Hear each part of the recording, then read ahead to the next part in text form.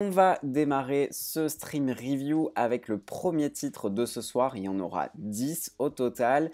Et ce premier titre, c'est Let's Be Together. Let's Be Together que j'ai également ici entre mes mains et que vous connaissez peut-être déjà parce que Let's Be Together, ça vous rappelle peut-être un autre titre. Bah oui, c'est la même autrice que Let's Be a Family, qui est sorti il y a maintenant quelques années chez Taifu Comics, donc qui racontait cette histoire de ce couple qui se voit confier comme ça complètement à l'improviste par une de leurs amies, le bébé donc de cette amie parce que voilà, elle voulait pas forcément de cet enfant, en tout cas elle n'était pas prête à assumer la charge, l'éducation de cet enfant, et donc du coup elle a préféré le confier à ce couple qu'elle savait être un couple bien installé, solide, etc.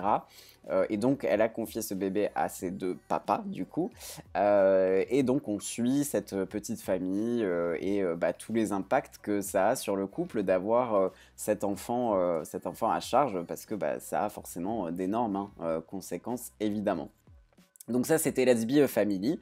Et en fait, Let's Be Together, eh bien, c'est le prequel de Let's Be a Family. Donc c'est-à-dire que on va, dans Let's Be Together, découvrir comment se sont rencontrés justement ces deux papas, donc futurs papas dans Let's Be Together. Ils ne sont pas encore, il n'y a pas encore le bébé, tout ça. Ils ne savent pas encore ce qui va leur arriver. Et donc voilà, on va vraiment suivre leur rencontre parce qu'à la base, ces deux personnages, j'ai déjà oublié leur nom parce que je suis nul avec les noms. Donc ça va être Chiaki et Kazuma. Donc ils sont amis d'enfance en fait, hein, ils étaient ensemble au collège, au lycée. Et donc voilà, on va voir comment est née cette relation. Et c'est ce qui m'a fait aimer Let's Be Together, moi, parce que j'avais lu Let's Be a Family avant et j'avais adoré Let's Be a Family. C'était vraiment un des titres que j'avais préféré l'année où il est sorti. Pour être 100% honnête, si c'était pas le prequel de Let's Be a Family, je sais pas si je serais aussi dithyrambique sur ce titre-là. Parce que malgré tout, voilà, on a ce synopsis un peu bingo du Boys Love, comme on le dit souvent dans le BL Café, c'est-à-dire que ce sont des amis d'enfance, ce sont des lycéens, donc du coup on a quand même beaucoup de clichés du boys love qui sont dans Let's Be Together. Et en même temps, l'autrice, elle sait, Tomo Kurarashi, elle sait très bien mettre en scène les sentiments de ses personnages. Les dessins sont très chouettes.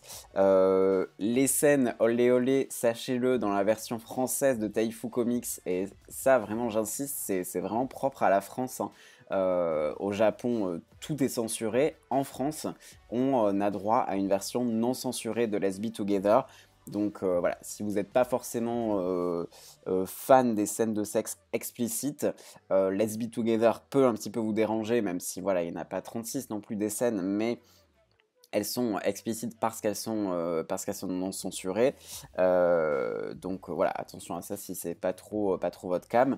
Mais sinon, ça reste un récit super mignon, hein, avant tout. Voilà, vraiment deux amis d'enfance qui vont se rapprocher. Voilà, ça reste très très mignon comme relation. Et c'est ça qu'il faut retenir de Let's Be Together. Et donc ce qui est intéressant, c'est que donc il y a Let's Be a Family, qui est l'œuvre originale. Il y a Let's Be Together qui est un prequel. Et en fait, il y a un titre qu'on n'a pas encore en France, hein, qui n'a pas été annoncé, mais bon voilà, on se dit que c'est quand même, j'ai l'impression, une licence qui fonctionne plutôt bien. Donc il y a un titre qui est normalement entre les deux, où donc on les voit déjà en couple, mais pas encore avec le bébé. Donc voilà, ça se situe un peu de manière temporelle entre Let's Be Together et Let's Be a Family. Donc est-ce qu'on va la voir? On ne sait pas. En tout cas, sachez-le, c'est en deux tomes, hein. Let's Be Together, donc c'est une série finie en deux tomes, là où Let's Be a Family était un one-shot, et je trouve ça plutôt bien pour justement bien développer leurs sentiments, savoir comment leur relation a évolué. Je trouve ça bien d'avoir fait ça en deux tomes de la part de l'autrice. Ça laisse vraiment le temps d'aller développer l'histoire, et pas juste de faire un prequel pour faire un prequel parce que les gens veulent à tout prix savoir comment les deux personnages se sont rencontrés. Donc voilà, Let's Be Together, moi j'ai adoré. Si vous avez lu Let's Be a Family, il faut absolument lire Let's Be Together. Et si vous n'avez pas lu Let's Be a Family, sachez que Let's Be Together est malgré tout tout à fait compréhensible sans avoir lu Let's Be a Family. C'est juste que bah, forcément, par exemple, je vous parlais de cette fameuse amie qui leur confie le bébé dans Let's Be a Family, bah, vous la connaîtrez pas. Enfin, quand on lit Let's Be Together, voilà, on sourit un peu en sachant ce qui va se passer par la suite, en voyant notamment ce personnage féminin-là. Mais dans l'absolu, voilà, pas de souci, vous pouvez lire Let's Be Together sans avoir lu Let's Be a Family, vous comprendrez tout. C'est avant tout un récit sur des amis d'enfance, donc voilà, il n'y a pas forcément de souci de ce côté-là. Let's Be Together, bah là on est sur 50-50, donc même voilà, s'il y a pas beaucoup de votes, ça fait quand même un 50-50 positif. 50% de personnes qui ont déjà lu Let's Be Together et 50% qui veulent le lire. Eh bien n'hésitez pas, voilà, je vous l'ai dit, c'est un récit très mignon voilà, qui met en scène une relation vraiment saine pour le coup. Puis voilà, on sait ce que ça a donné par la suite. On sait que bah, ça a donné Let's Be a Family, qui est vraiment un one-shot génial, avec un très beau couple. Voilà, comme je l'ai dit, l'autrice, elle sait vraiment très bien mettre en scène les sentiments. Et c'est aussi le cas dans Let's Be Together, autant que dans Let's Be a Family.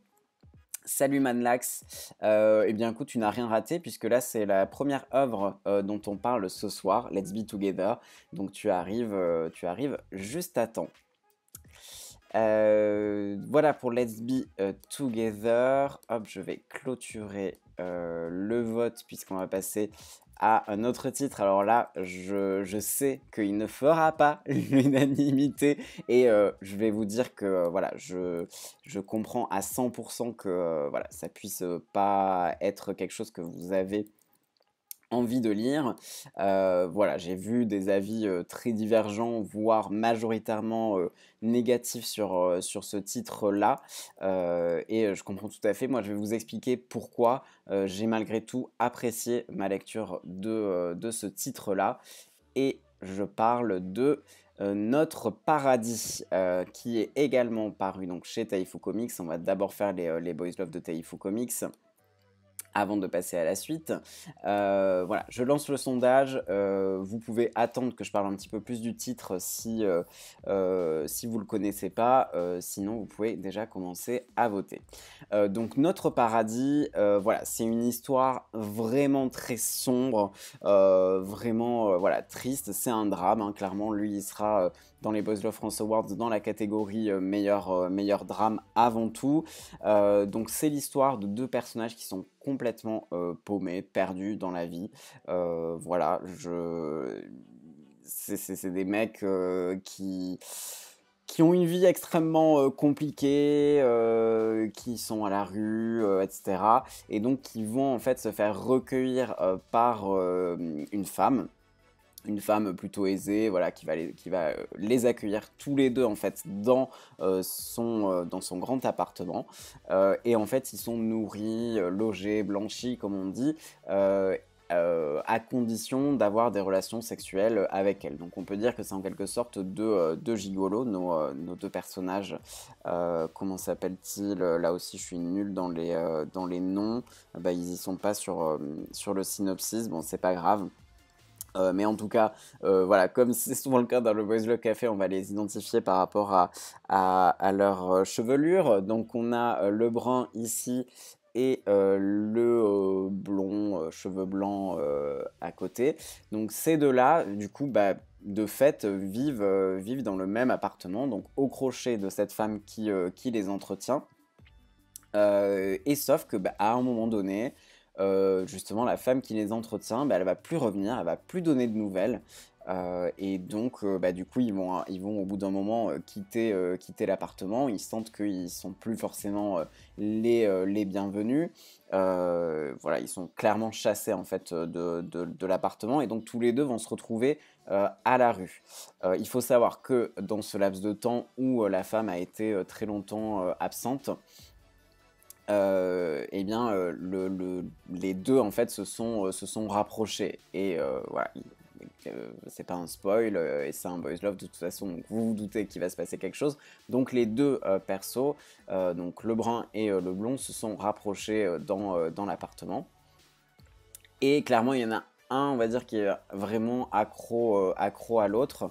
Et donc, du coup, va se poser la question de est-ce qu'on continue notre route ensemble ou pas en dehors de cet appartement. Il faut savoir aussi que le brun, lui, il est très émotif et donc, du coup, il était à fond sur la femme qui l'a recueilli. Donc, c'est très difficile pour lui de devoir accepter que cette femme ne veut plus de lui. Bref, je vous l'ai dit, c'est vraiment des mecs totalement paumés, totalement fucked up, etc. Donc voilà la relation entre les deux. Et en fait, là où ça va pouvoir être problématique, c'est que, voilà, je vous spoil pas parce que là, je vous ai quand même raconté un bon tiers, on va dire, du manga. Mais en gros, il y a un moment où il va y avoir un viol et ce viol ne va pas empêcher d'amener à une relation romantique entre les deux personnages impliqués dans le viol. Donc la victime du viol et celui qui a fait le viol. Donc voilà, c'est voilà exactement Manlax, c'est pour ça. Jusque-là, il y avait effectivement rien de problématique. Ça, c'est quand même extrêmement problématique. Là où moi, ça ne m'a pas empêché d'apprécier ma lecture, c'est que c'est en quelque sorte présenté comme tel. Comme je vous l'ai dit, c'est un récit dramatique avant tout. On nous montre que ces deux personnages sont totalement fucked up, comme je vous l'ai dit, qu'ils sont vraiment pas bien dans leur tête,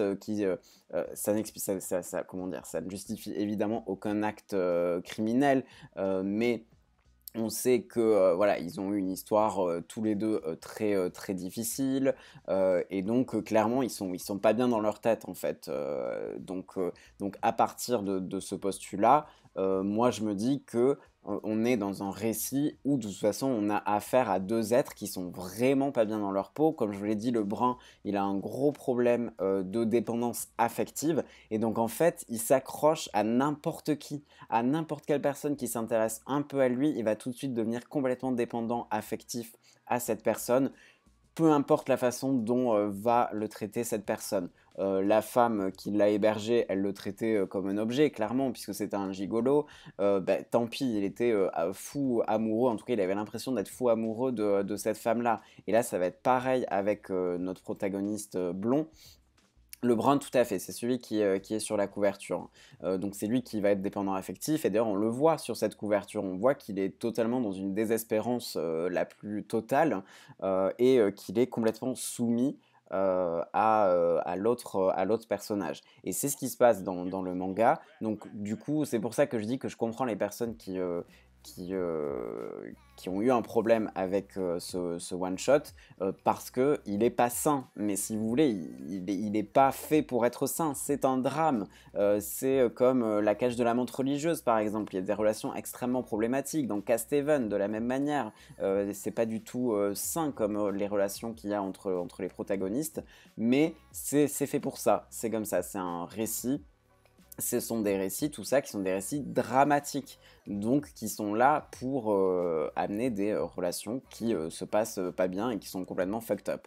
Donc si on part de ce postulat, pour moi, notre paradis, et ben justement, il va super bien creuser la psychologie des deux personnages. Donc comme je vous l'ai dit, un qui est vraiment dépendant affectif et l'autre, on va dire, qui essaie d'afficher plus fortement une espèce de carapace qui va faire le gros dur, quoi, pour un petit peu schématiser. Et donc la psychologie de ces deux personnages, moi je trouve, est hyper bien construite. Le récit aussi, on a vraiment des espèces d'arcs narratifs, alors qu'on est sur un one-shot, hein, donc assez court, mais on va quand même avoir cette idée un petit peu d'arc narratif au sein du one-shot, et moi j'ai trouvé ça du coup bah, très intéressant à lire, et c'est pour ça que si vous acceptez ce postulat que c'est un récit dramatique, un one-shot, qui est là pour montrer des personnages qui ne sont pas sains, qui ne sont pas bien dans leur peau, eh bien vous pourrez apprécier votre lecture, même si elle est dérangeante et qu'elle est faite pour l'être.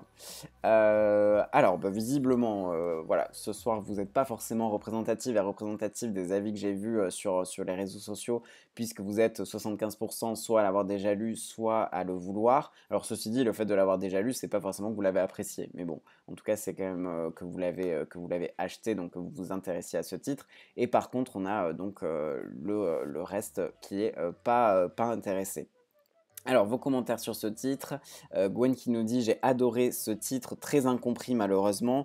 Oui, voilà, je pense que c'est effectivement peut-être une incompréhension. Ah voilà, bah, il y a une personne supplémentaire qui a voté et du coup qui fait pencher la balance plutôt sur le côté négatif de ne pas intéressé par ce titre. Mais du coup, voilà, Gwen qui nous dit: j'ai adoré ce titre, très incompris malheureusement. Voilà, je pense que peut-être que des personnes l'ont lu en pensant lire une belle histoire, une belle romance. Bah non, c'est une romance un peu crade avec deux persos qui sont des paumés de la vie et dont un complètement dépendant affectif, vraiment pas bien dans sa tête, dans sa peau. Donc voilà, et à partir de là, bah, on lit le récit de manière différente et on ne s'attend pas au même type de récit quand on sait ça. Pareil pour Halo, voilà, qui a beaucoup aimé ce titre. Donc vous voyez qu'il y a de tout. Moi je dis que si vous êtes intéressé par les récits dramatiques, les récits psychologiques, qui vont vraiment aller creuser la psychologie des personnages, Notre Paradis en ça est vraiment réussi. Et moi, c'est ce que j'ai vraiment beaucoup apprécié dans ce titre-là. Voilà pour ce titre. On va passer, alors rien à voir, on va passer à un titre beaucoup plus positif qui pour le coup ne se veut pas, voilà, ne se veut pas dramatique, se veut presque plus comique. Il s'agit du tome 1 de Barbarities, donc toujours chez Taifu Comics. Je vous prépare le petit sondage. Donc Barbarities, est-ce que c'est un manga que vous avez déjà lu? Est-ce que c'est un manga que vous souhaitez vous procurer? Est-ce que c'est un manga qui vous dit bof? Ou est-ce que c'est un manga pour lequel vous n'êtes pas du tout intéressé? Le sondage est parti, donc n'hésitez pas à voter. Je vous rappelle le petit logo Vote Now. Vous cliquez dessus et ensuite bah, vous prenez l'option qui vous intéresse. Donc Barbarities, je l'ai entre mes mains évidemment, comme tous les titres de ce soir, il n'y aura pas de titre numérique même s'il peut m'arriver d'en lire. Donc Barbarities, c'est un manga de Tsuta Suzuki. Alors c'est un nom, ce nom de la mangaka va peut-être parler aux personnes qui lisent du Boys Love depuis longtemps, puisque c'est l'autrice de My Demon and Me, qui était sortie à l'époque chez Asuka. Donc, qui était un titre fantastique, donc bah, comme son nom l'indique, My Demon and Me, plutôt avec, on va dire, du folklore japonais, plutôt des décors, des costumes, etc. Très Japon traditionnel, on va dire. Là, on change totalement d'univers. On est toujours dans un univers très particulier qui n'est pas comment dire, la vie quotidienne d'une majorité de gens, puisque on est dans un univers inspiré du Moyen Âge. D'ailleurs, petite info, donc moi j'ai fait un article dans Coyote Mag sur Barbarities et du coup j'ai tagué Tsuta Suzuki pour lui dire que j'avais fait cet article-là, donc je lui ai fait un petit tweet en japonais approximatif. Bon, elle l'a visiblement très bien compris et du coup j'en ai profité pour lui demander, parce que cet univers moyenâgeux il fait quand même beaucoup penser à l'Europe. Il y a un royaume qui s'appelle la Lorraine, par exemple, dans Barbarities. Donc voilà, Lorraine comme la région hein, française. Et donc du coup, je lui ai demandé s'il y avait des inspirations françaises, même si j'ai compris que c'était un univers historique fictif, hein, 100%. Ce sont des royaumes qui n'existent pas et qui n'ont jamais existé. Mais voilà, savoir s'il y avait malgré tout une inspiration européenne et notamment plus précisément française. Et donc, elle m'a dit que le royaume de Xénéa était inspiré par la France, effectivement, en grande partie. Donc voilà, sachez-le, quand vous lirez Barbarities, donc il y a le personnage de garde du corps donc, qui vient de ce royaume de Xénéa, si ma mémoire est bonne. Et donc ce royaume-là a effectivement été inspiré par la France.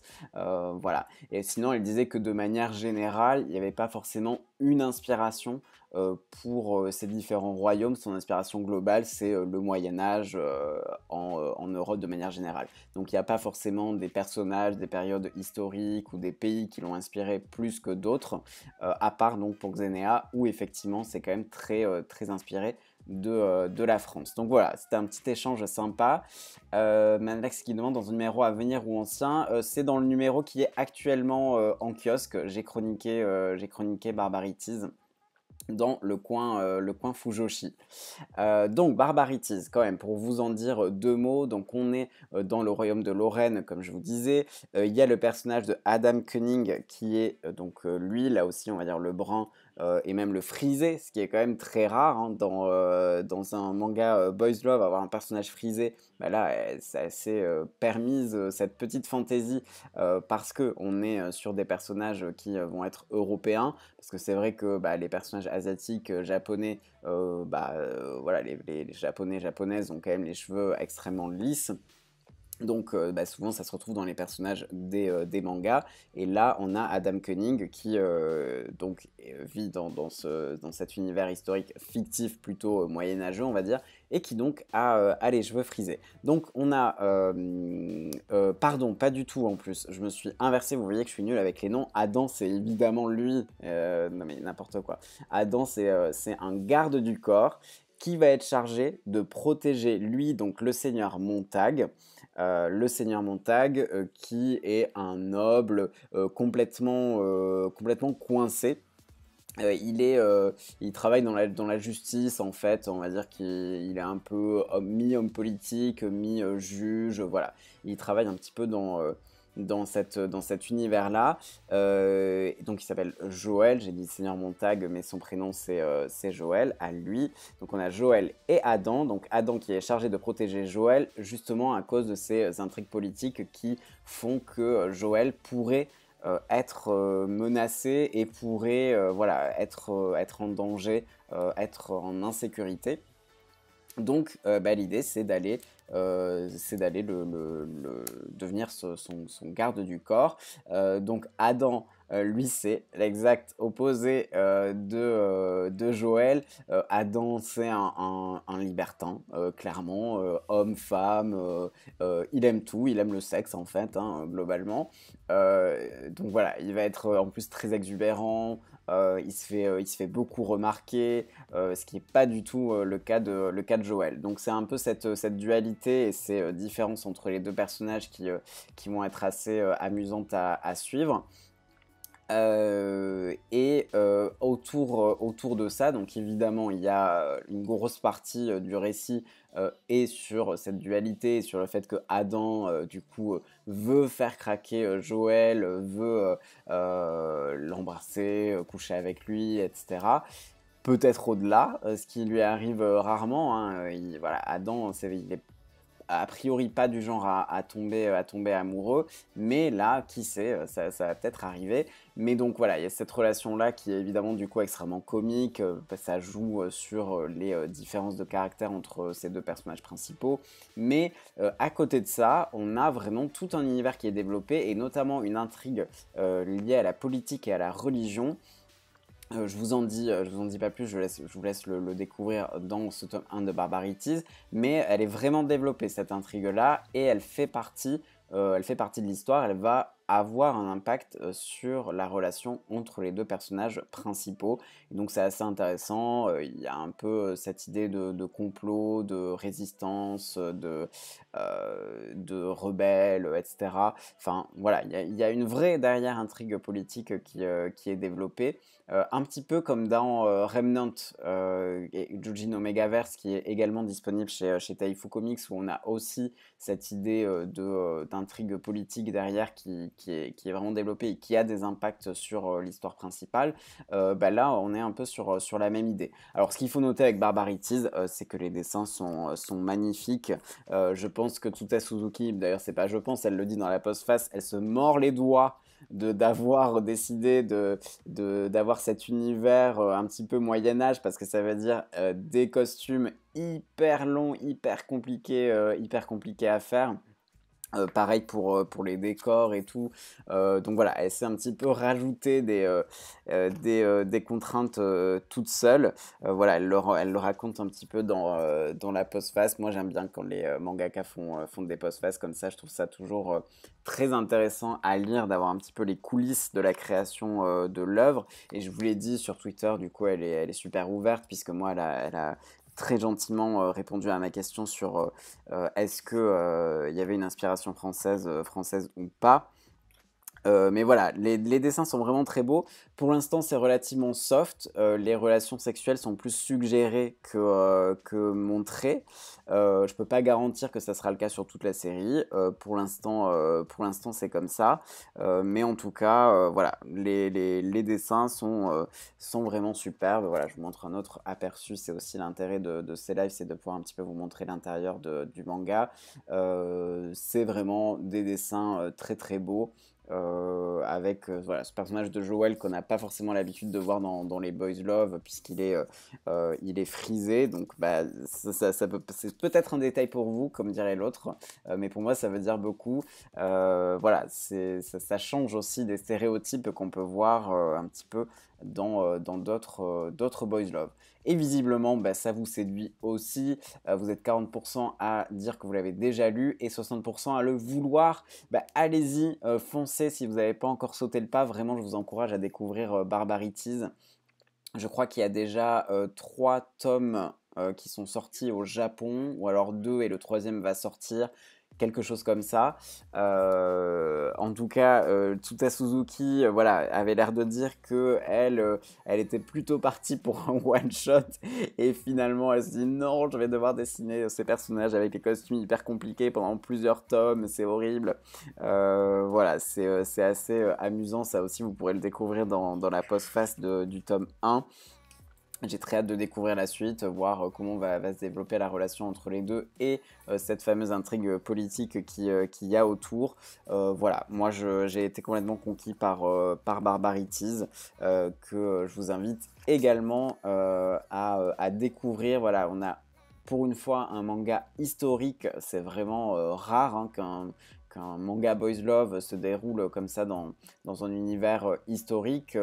J'ai même pas forcément d'autres exemples, en tout cas pas dans ce milieu historique de Moyen-Âge européen, parce qu'évidemment on a par exemple Momo et Manji qui se passe à l'ère, je vais pas me risquer à citer le nom de l'ère parce que j'en suis pas du tout sûr, mais qui se passe effectivement quelques siècles auparavant, mais souvent c'est le passé japonais en fait, c'est l'histoire japonaise qui est mise en scène. Là, c'est une histoire, un univers historique fictif inspiré du Moyen-Âge, donc c'est original et je pense qu'il faut encourager ces initiatives de manga Boys Love qui sortent un peu des carcans et des clichés du Boys Love.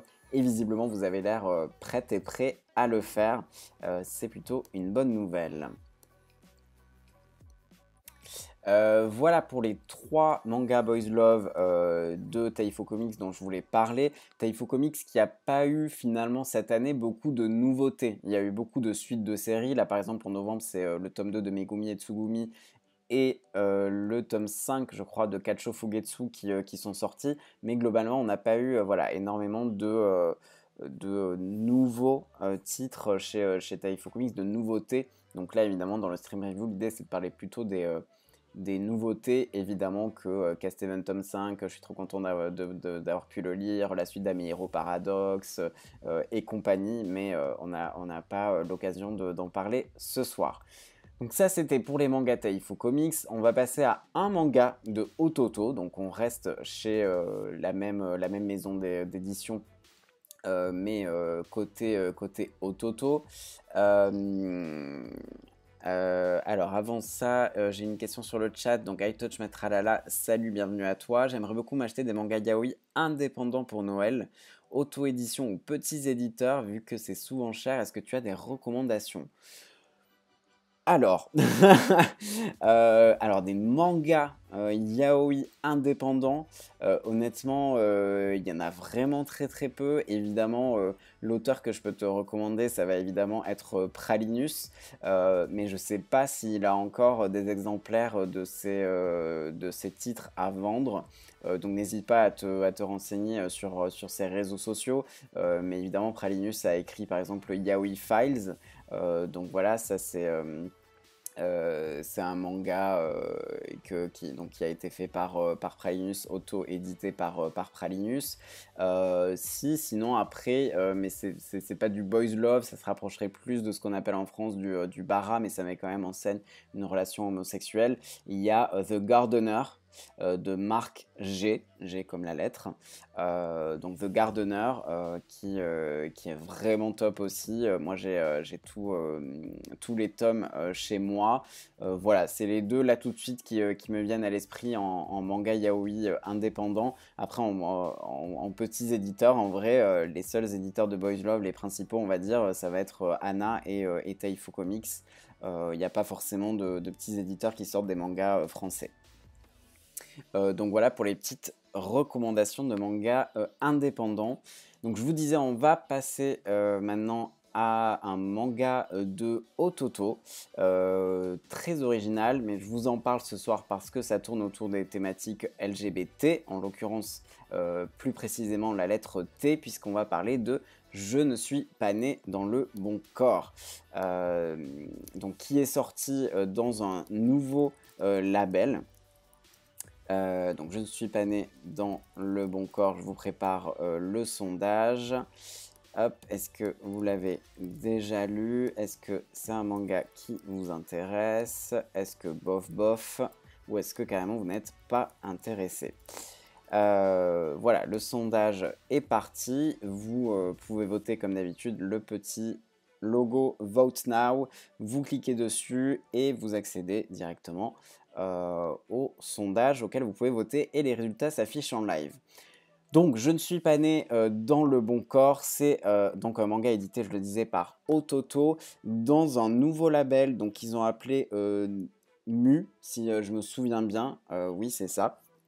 Voilà le petit logo du label Ototo Mu. Donc c'est un label qui, on va dire, va être destiné à parler de sujets un petit peu de société. Donc il y a par exemple un manga qui est sorti sur l'éducation sexuelle, voilà, de manière générale. Et donc là, ça va parler, donc je le disais, de la lettre T du sigle LGBT. Donc T comme transgenre. Donc les personnes transgenres, pour rappel, ou pour info d'ailleurs, ce sont donc des personnes, quand vous naissez, on vous assigne un genre, donc c'est-à-dire le docteur, il y a un bébé qui naît, le docteur va dire, eh bien c'est un garçon ou c'est une fille. Eh bien ces personnes-là, donc prenons par exemple l'exemple d'un bébé dont on a dit, bah toi t'es une fille, bah, cette personne-là, en grandissant, va se rendre compte que, bah non, je suis pas né dans le bon corps. Moi, je ne suis pas une fille, je suis un garçon. Et donc, dans ce cas-là, on va parler d'homme trans, par exemple. Et donc, inversement, quelqu'un qui a été assigné à la naissance comme garçon, qui en grandissant se rend compte que en fait c'est une fille, ça va être une femme trans. Donc là, on suit dans Je ne suis pas né dans le bon corps, on suit une femme trans, donc quelqu'un qui a été assigné, on appelle ça assigné garçon à la naissance et qui en grandissant s'est rendu compte qu'en fait, bah non, c'était une fille. Donc là, c'est un récit totalement autobiographique, donc c'est-à-dire que du coup la mangaka va nous raconter sa propre expérience de CRS. Donc CRS c'est chirurgie, que je dise pas de bêtises, j'ai oublié ce que veut dire le sigle CRS. Bon, je ne sais plus. Mais en tout cas, c'est la chirurgie qui va en fait permettre de changer de sexe. Et donc ce qu'il faut savoir avant tout, c'est que il y a en fait un faible pourcentage, en tout cas moi je connais la situation des personnes transgenres en France, donc je peux pas parler pour le Japon, mais en tout cas sachez qu'en France, il y a une toute petite minorité en fait de personnes trans qui font cette opération de chirurgie de CRS qui permet de changer de sexe. C'est en fait une minorité. Alors non, CRS, rien à voir avec évidemment la police. Donc voilà, il faut d'abord garder en tête parce que ce titre-là, le fait qu'il soit très axé sur le changement de sexe, ça pourrait faire penser que une personne trans va forcément faire de la chirurgie, changer de sexe. Alors déjà, ça regarde personne, hein. Les personnes trans, elles n'ont pas à expliquer ou à dire ou à répondre à une personne qui lui demande si elle a fait une chirurgie. C'est quand même quelque chose d'extrêmement intime et que personne ne devrait être obligé de dévoiler. Et donc ça, c'est hyper bien, j'y reviendrai un petit peu plus tard, il y a tout un travail éditorial qui a été fait autour de ça. Là, ça n'invalide pas l'expérience évidemment hein, de cette mangaka qui va nous expliquer un petit peu toutes les étapes par lesquelles elle est passée. Donc du coup, on va avoir beaucoup de détails sur justement les opérations en elles-mêmes. Donc voilà, elle va nous expliquer les différents... voilà, si vous n'êtes pas trop sur les trucs médicaux et tout, cachez-vous un petit peu les yeux momentanément, sinon voilà, je vais vous montrer un petit peu. Donc voilà, elle explique vraiment voilà, ça je peux montrer hein, parce que c'est pas, enfin comment dire, c'est de la science, hein, c'est pas des appareils génitaux vrais qui sont montrés ici. Donc voilà, vraiment, voilà, il va y avoir les opérations qui vont être expliquées, quels types d'opérations sont possibles pour changer de sexe, etc. Donc on va avoir ce détail-là de quelles sont les différentes possibilités d'opération, quelle est elle l'opération qu'elle a choisie. Donc elle a fait son opération en Thaïlande parce qu'en Thaïlande ils sont très avancés sur ces chirurgies. Donc du coup voilà, c'est plus rassurant pour elle d'aller en Thaïlande plutôt que de se faire opérer au Japon, même s'il y a des opérations qui sont possibles au Japon, tout comme il y a des opérations qui sont possibles en France. Donc ce qui est intéressant, c'est que vraiment, elle raconte voilà, toutes les étapes par lesquelles elle a dû passer. Elle est totalement transparente, donc c'est-à-dire qu'elle explique que il y a eu des moments où ça a été hyper douloureux, très compliqué, où elle a pu peut-être remettre en question le fait de l'avoir fait, etc. Donc c'est vraiment intéressant parce qu'elle est transparente autant sur les aspects positifs de cette opération que sur les aspects plus négatifs. Et aussi, plutôt sur la deuxième partie du récit, elle va aussi expliquer, et moi c'est ce qui m'a le plus touché, le plus intéressé, c'est vraiment tout son parcours dans l'enfance où on voit que il y a ses petits camarades dès que elle était petite et qu'elle était encore vue comme un garçon, dès qu'elle voulait jouer avec une fille, c'était ah mais les garçons ça joue pas avec les filles, etc. Donc elle a très très vite en fait été moquée, elle s'est très vite sentie différente des autres. Donc, du coup, voilà, tout ce parcours-là est intéressant parce que pour le coup, c'est un parcours par lequel passe une grande majorité des personnes trans, même si chaque parcours est individuel et particulier, évidemment. Mais en tout cas, le fait d'expliquer voilà, qu'en fait, les personnes trans, c'est pas qu'elles veulent devenir une femme pour les femmes trans, par exemple, c'est qu'elles sont femmes, en fait, elles se sentent femmes. De la même manière que moi, par exemple, je suis un homme cisgenre, donc cisgenre, c'est l'inverse, entre guillemets, de transgenre. Moi, voilà, je trouve ça évident de dire que je suis un garçon. Et ben pour les femmes trans, ça leur paraît évident, en fait, de dire qu'elles sont des femmes, même si elles sont nées dans des corps qu'on a assignés comme des corps de garçons. Donc tout ça, c'est aussi expliqué dans le parcours de Mafuyu Konishi, donc, qui est la mangaka qui a écrit ça. Et donc je vous le disais, ce qui est super bien, c'est que justement, voilà, Ototo a fait tout un travail éditorial autour de la transidentité qui est vraiment top. Donc par exemple, on a un petit avertissement donc, dès le début. justement pour dire que c'est un récit autobiographique et que donc les positions prises par l'autrice dans ce livre lui appartiennent et certaines peuvent choquer, notamment son appréciation de ce à quoi un corps trans doit ressembler ou son image des troubles mentaux. Sa conception de la transidentité n'est pas représentative de celle de l'ensemble des personnes transgenres. Donc ça, c'est ce que je vous disais, c'est le parcours de une personne transgenre qui a décidé de faire une opération pour changer de sexe, changer d'appareil génital. Mais je vous l'ai dit, en France en tout cas, c'est vraiment une minorité, je vous jure, c'est vraiment très très peu de personnes. Je ne veux pas dire de bêtises, mais je crois qu'en France, chaque année, c'est quelques dizaines ou maximum une centaine d'opérations qui sont réalisées chaque année, alors qu'il y a des dizaines de milliers, si ce n'est des centaines de milliers de personnes trans en France. Donc c'est vraiment très très minoritaire d'aller jusqu'à l'opération.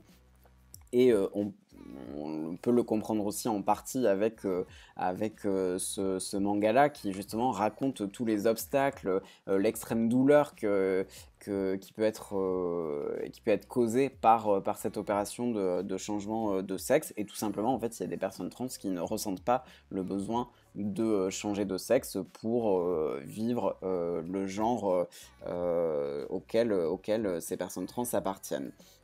Donc voilà, il y a cet avertissement qui est fait au début du récit que j'ai trouvé super bien. On nous indique aussi qu'il y a eu, ici on le voit, du sensitivity reading. Donc ça veut dire qu'une personne concernée a relu le manga et donc a éventuellement apporté ses remarques, ses corrections sur tel terme, c'est pas le bon terme, telle façon de formuler, c'est pas correct ou ça pourrait heurter les personnes concernées. Donc il y a ce travail éditorial qui a été fait et il y a une postface, donc qui est vraiment une postface propre à l'édition française du manga qui va justement expliquer un petit peu ce que je vous ai dit, donc c'est-à-dire notamment le fait que, voilà, avec ou sans transition, tous les corps trans sont beaux. Un homme transgenre ou une femme transgenre, ne prenant pas d'hormones et ou n'ayant pas fait de chirurgie, n'en est pas pour autant moins un homme ou moins une femme.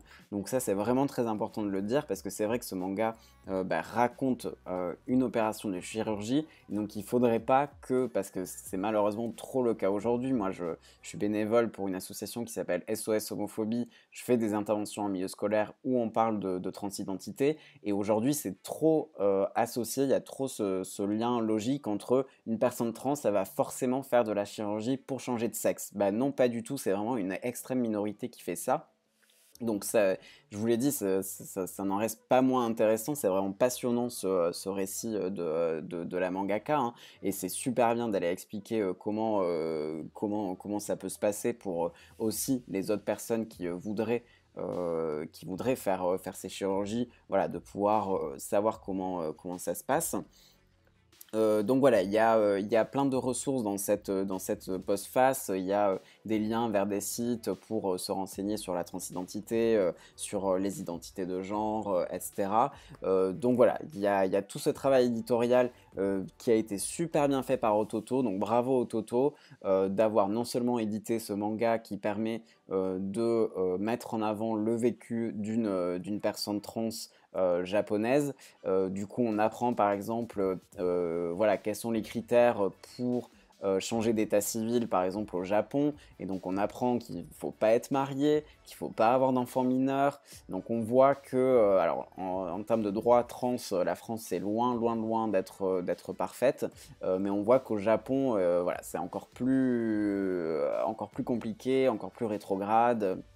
Malheureusement, voilà, globalement, les droits des personnes LGBT sont quand même moins avancés au Japon qu'en France, même si on a encore beaucoup de combats en France de ce côté-là. Le Japon est encore plus loin dans ces droits-là, et on s'en aperçoit notamment avec ça. Donc ça parle pas que de médecine, que de chirurgie, ça va aussi parler voilà, de droit, ça va aussi parler, je vous le disais, de comment une personne trans voilà, peut faire son coming out, réaliser qu'elle est pas née dans le bon corps, entre guillemets.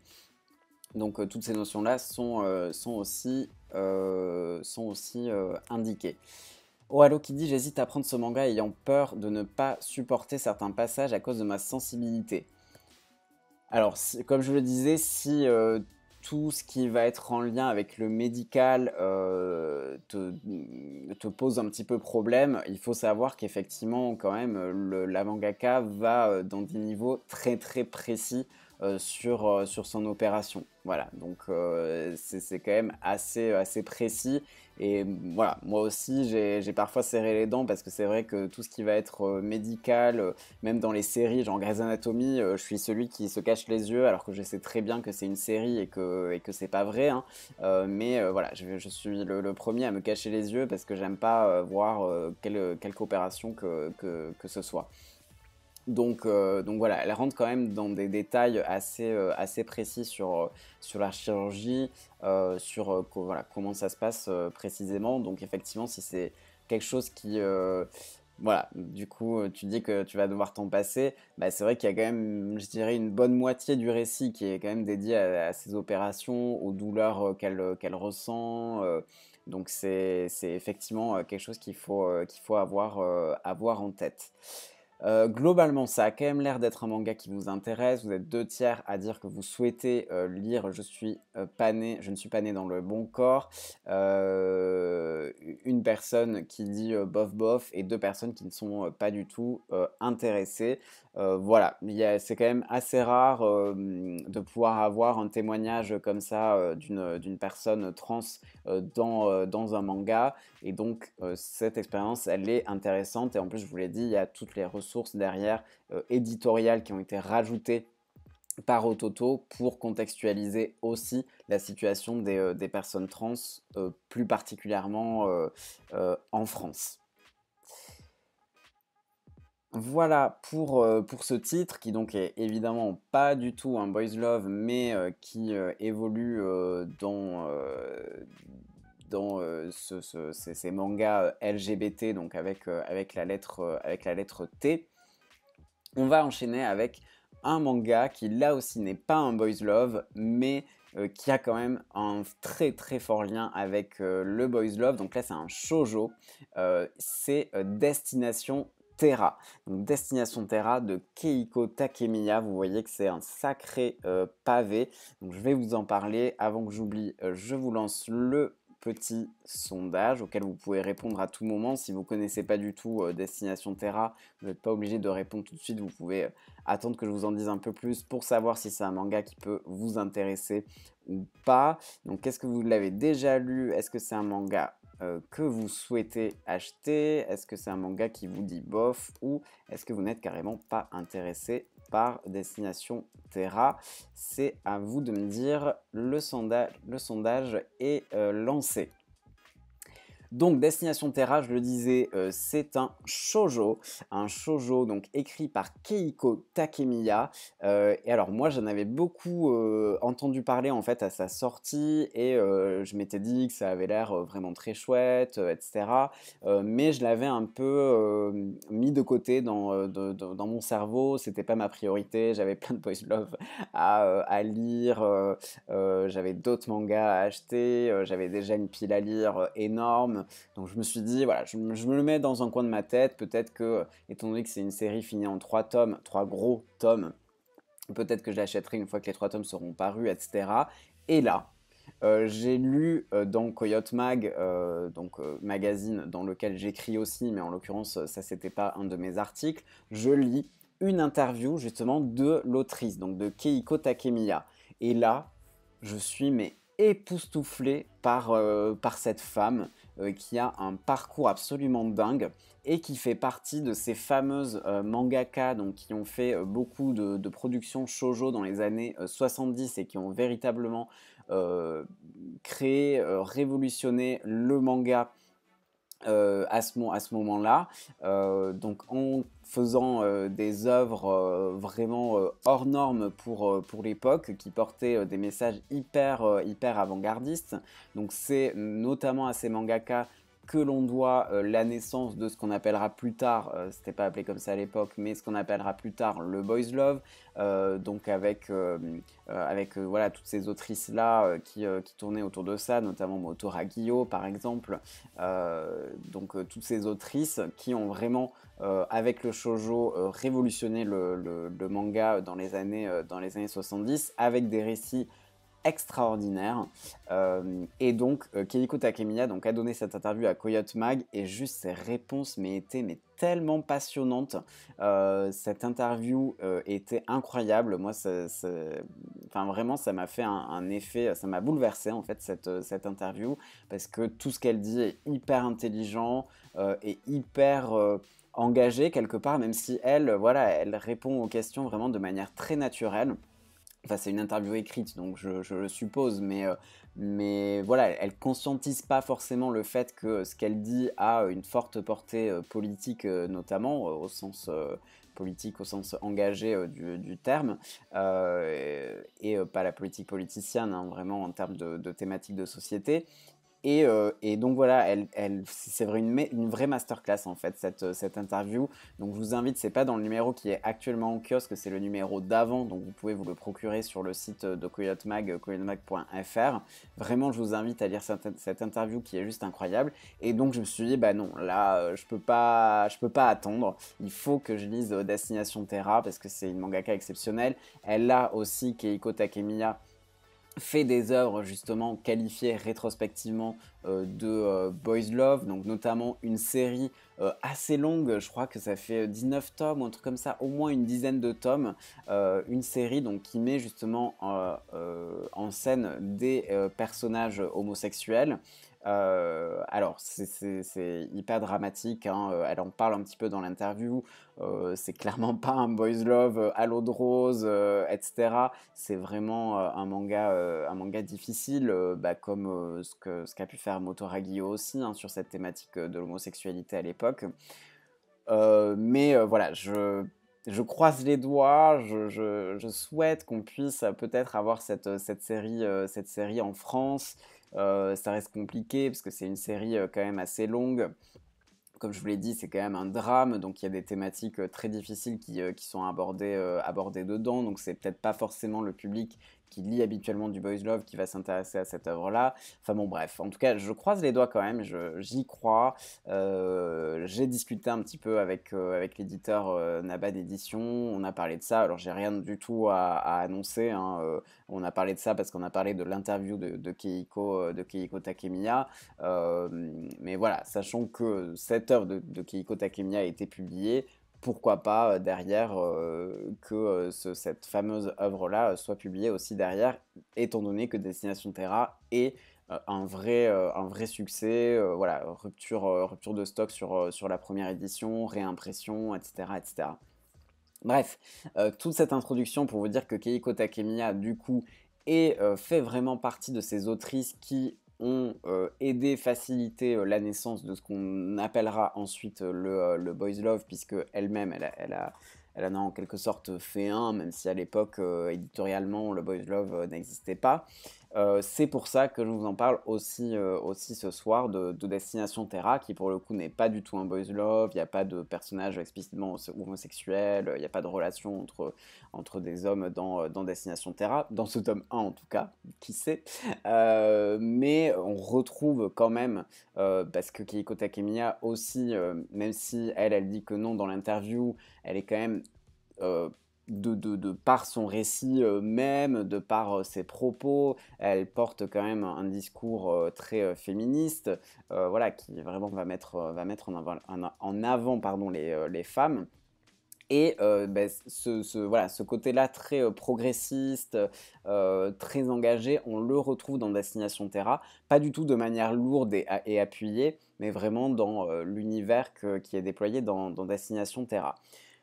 Donc vous le voyez, c'est un gros pavé, tout simplement parce que Naban a décidé de faire ça en 3 gros tomes. Alors je sais même pas combien de pages ils font, mais en tout cas je peux vous dire que c'est hyper rentable puisque donc le tome est à 12 €, ce qui est un peu plus cher qu'un manga classique, mais je peux vous dire que ça vaut au moins deux mangas entre guillemets normaux, hein. Au moins, parce que j'ai vraiment mis pas mal de temps à le lire. C'est un récit positivement dense, avec un univers vraiment riche. Donc en gros, pour vous poser l'univers, enfin je dis en gros, il me faudrait beaucoup de temps pour vous expliquer parce que c'est vraiment tout un univers qui est développé et qu'on découvre petit à petit à travers les pages. Mais si je devais résumer, donc la Terre, elle a été maltraitée par les humains, thématique écologique hyper avant-gardiste parce que c'est un manga, comme je vous l'ai dit, je crois, des années 70 ou en tout cas maximum des années 80, hein, mais en tout cas c'est un récit qui a plusieurs dizaines d'années. Donc déjà, à ce moment-là, la mangaka, quelque part, évoquait la thématique de l'écologie puisque elle décrit Terra, c'est en fait la Terre, hein, et la Terre a été totalement saccagée, on va dire, par les humains. Donc ils ont dû créer des colonies sur d'autres planètes. Voilà, ils sont allés un petit peu coloniser le système solaire, l'espace, etc. Donc dans ce cadre-là, pour pouvoir un jour reconquérir Terra, il y a un système qui a été mis en place pour que les humains ne reproduisent pas les erreurs qui ont fait qu'ils ont saccagé la Terre, donc qui s'appelle justement le système. Et donc qui vise vraiment, c'est un système hyper autoritaire, donc c'est-à-dire que vous avez des enfants en fait qui sont créés euh, artificiellement, donc c'est-à-dire sans relation sexuelle en fait, qui sont vraiment créés oui, artificiellement, mais qui sont malgré tout élevés par des papas et des mamans. Et en fait, une fois qu'ils ont atteint l'âge de 14 ans, ils subissent un espèce de lavage de cerveau, donc qui s'appelle un examen. Cet examen, en fait, il va les amener ensuite à aller dans une espèce d'académie, d'école, qui va justement continuer à leur laver le cerveau et à en faire des petits citoyens modèles qui ensuite pourront aller sur la Terre pour reconquérir petit à petit la Terre et pouvoir y revivre un jour. Voilà, ça c'est le plot global.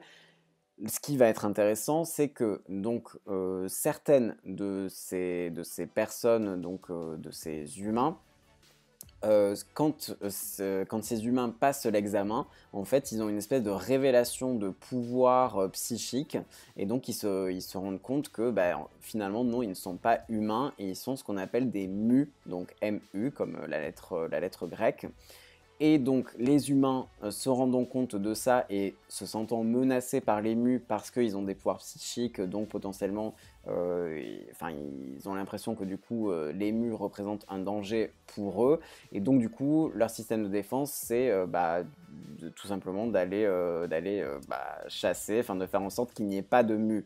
Donc les mus, eux, ils ont créé une colonie totalement à part. Ils sont un petit millier de mus dans cette espèce de colonie qui vit du coup totalement à part des humains et qui, grâce à ses pouvoirs psychiques, peut se cacher des humains. Et leur objectif, c'est malgré tout de essayer de vivre en harmonie in fine avec les humains sur la Terre. Donc c'est pour ça que ça s'appelle Destination Terra. L'idée c'est de se rendre sur la Terre et de pouvoir réhabiter sur la Terre. Et donc nous on va suivre dans Destination Terra justement un humain, donc, enfin en tout cas qui a priori est un humain, et qui donc à 14 ans quand il va passer l'examen, et ben en fait va finalement être appelé par le chef entre guillemets des mus, qui va lui passer le flambeau et qui va lui dire bah maintenant c'est toi le leader des mus parce que tu as un pouvoir qui sommeille, un pouvoir exceptionnel, donc je te passe le flambeau, je vais t'apprendre tout ce qu'il y a à savoir sur les mus, je vais voilà, faire un transfert un petit peu de mon esprit en toi pour que tu deviennes le leader des mus. Donc au début, le personnage en question qui s'appelle Jomi, il comprend pas ce qui se passe. Pour lui, bah non, c'est un humain. On lui a appris à détester les mus. Donc au début, il a une relation très conflictuelle avec les mus. Les mus, eux, ils le voient vraiment comme un humain. Et donc pareil, ils ont un peu une animosité envers les humains. Donc ça aide pas leur relation. Donc voilà, c'est tout ça qui va être développé un petit peu, comment, Jomi va réussir à devenir le leader, des, Mu, comment il va faire en sorte de pouvoir, reconquérir la Terre et surtout, pouvoir, vivre en harmonie, en paix avec les humains. Et en fait, on va avoir vraiment 2 scènes principales, donc c'est-à-dire que parfois on va suivre ce qui se passe chez les Mus et parfois on va voir ce qui se passe dans la fameuse académie, que rejoignent les humains à 14 ans après avoir passé l'examen, où on leur lave le cerveau et cetera. Et il y a notamment un, qui s'appelle Keith, donc dans cette académie, qui lui, va un petit peu remettre en cause avec un autre personnage aussi, cet ordre établi, ce système, qui va s'interroger sur, voilà, sur le bien fondé finalement de ce système, donc qui va un petit peu jouer les rebelles, les résistants. Donc voilà, on va suivre vraiment ces 2 scènes-là et juste, enfin voilà, moi je sais pas comment on décide que, telle œuvre tout d'un coup est un chef-d'œuvre ou n'est pas, un chef-d'œuvre. Enfin, typiquement Akira et à très juste raison, par exemple, est, cité comme un chef-d'œuvre absolu du manga. Bah, je suis désolé, mais Destination Terra en fait c'est un chef-d'œuvre. C'est un chef-d'œuvre, il a juste un «défaut» entre guillemets pour les gens en tout cas, bah, c'est que c'est un shoujo. Et je pense que c'est ce qui l'a empêché malheureusement, de rejoindre cette catégorie de chef-d'œuvre. En tout cas en France, je ne sais pas, comment est considéré, Destination Terra au Japon, mais en tout cas en France, j'avais pas entendu parler de Destination Terra avant qu'il sorte en France. Donc c'est voilà, ce qu'il y a un problème, par rapport à ça et je pense que c'est très lié au fait que ça soit un shoujo. Heureusement, Naban nous permet de découvrir ce chef-d'œuvre, donc je le dis, chez nous en France. Vraiment, c'est un petit bijou. Je vous dis la sensibilité de Keiko Takemiya, qui voilà, est vraiment hyper progressiste, se ressent beaucoup. Par exemple, les personnages sont pas véritablement, de manière très marquée, genrée. On a beaucoup de personnages où on se dit, bah, physiquement, ce sont des personnages quand même assez androgynes qui, pourraient, être reconnus comme des, hommes ou comme des femmes. Donc voilà, on a un petit peu cette ambiguïté, on va dire, au niveau des genres que j'ai beaucoup apprécié. Et cette thématique écologique dont je vous parlais aussi, qui était hyper avant-gardiste pour l'époque. Donc vous voyez, je vous l'ai dit, c'est un récit vraiment très dense, mais de manière positive, c'est-à-dire que vraiment, quand vous plongez dans l'univers de Destination Terra, moi, quand j'ai commencé, j'ai pas pu m'arrêter jusqu'au bout. Alors, je vous l'ai dit, c'est un gros pavé et que j'ai mis un petit peu de temps à le lire. Et même en ayant fini de lire ce tome 1, j'ai eu du mal à revenir sur Terre quelque part. J'étais encore dans cet univers, vraiment, on est tellement plongé dedans. Enfin, moi, voilà, on parlait d'idées cadeaux. Là, il y a le tome 2 qui est sorti. Si vous vous dites qu'un tome, 12 euros, c'est un petit peu cher, bah, franchement, profitez de Noël pour vous offrir Destination Terra. C'est vraiment, je vous l'ai dit, pour moi, c'est un chef-d'œuvre. Voilà, j'ai pas d'autres mots. Je suis attristé. Enfin, je suis évidemment très content du succès qu'il rencontre en France, mais je crois que l'éditeur a communiqué sur 4000 exemplaires vendus, ce qui pour une œuvre comme ça, vintage entre guillemets, shoujo, c'est une très bonne vente, hein, surtout de la part d'un petit éditeur comme Naban. C'est une très très bonne vente, 4000 exemplaires, mais je me dis que ça mériterait d'être tellement plus largement lu. Je suis sûr que ça pourrait plaire à plein de gens qui soit ne connaissent pas l'existence de ce manga, ou qui veulent pas se lancer dedans parce que c'est un shoujo, parce que les dessins font trop vintage ou je ne sais quoi. C'est une erreur. Il faut lire Destination Terra. C'est un pur chef-d'œuvre, je vous le dis, et il faut pas passer à côté de la même manière que voilà, il faut pas passer à côté de plein d'autres chefs-d'œuvre beaucoup plus reconnus, on va dire. Destination Terra mérite tout autant l'attention d'un maximum de lectrices et de lecteurs. Au niveau des votes, on a une personne qui l'a déjà lu, une personne qui n'est pas du tout intéressée. Ça m'attriste. Ça m'attriste. J'aimerais bien savoir ce qui bloque. C'est peut-être les dessins, parce que j'ai dit les dessins sont effectivement vintage, hein, c'est une série des années 70, donc bah, forcément les dessins n'étaient pas les mêmes qu'aujourd'hui, mais je vous jure que ça dérange pas du tout à la lecture, hein. Moi aussi qui suis pas spécialement fan du design et du dessin de cette époque-là, même si je trouve que ça lui apporte un petit charme, vraiment, à aucun moment je me suis dit que le dessin m'empêchait de rentrer dans le récit, pas du tout, du tout. Et vous êtes quand même 50% à dire que vous souhaitez lire, acheter Destination Terra. Ça me fait très plaisir.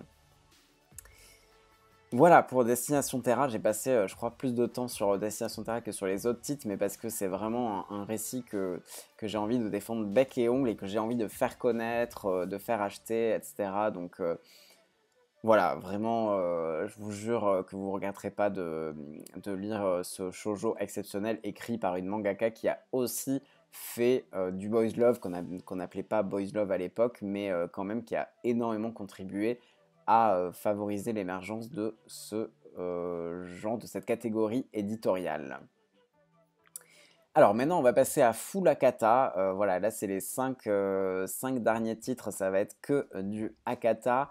Et on va commencer avec Les Sorcières de la Fin du Monde. Donc, qui est sorti il y a déjà quelques semaines, hein.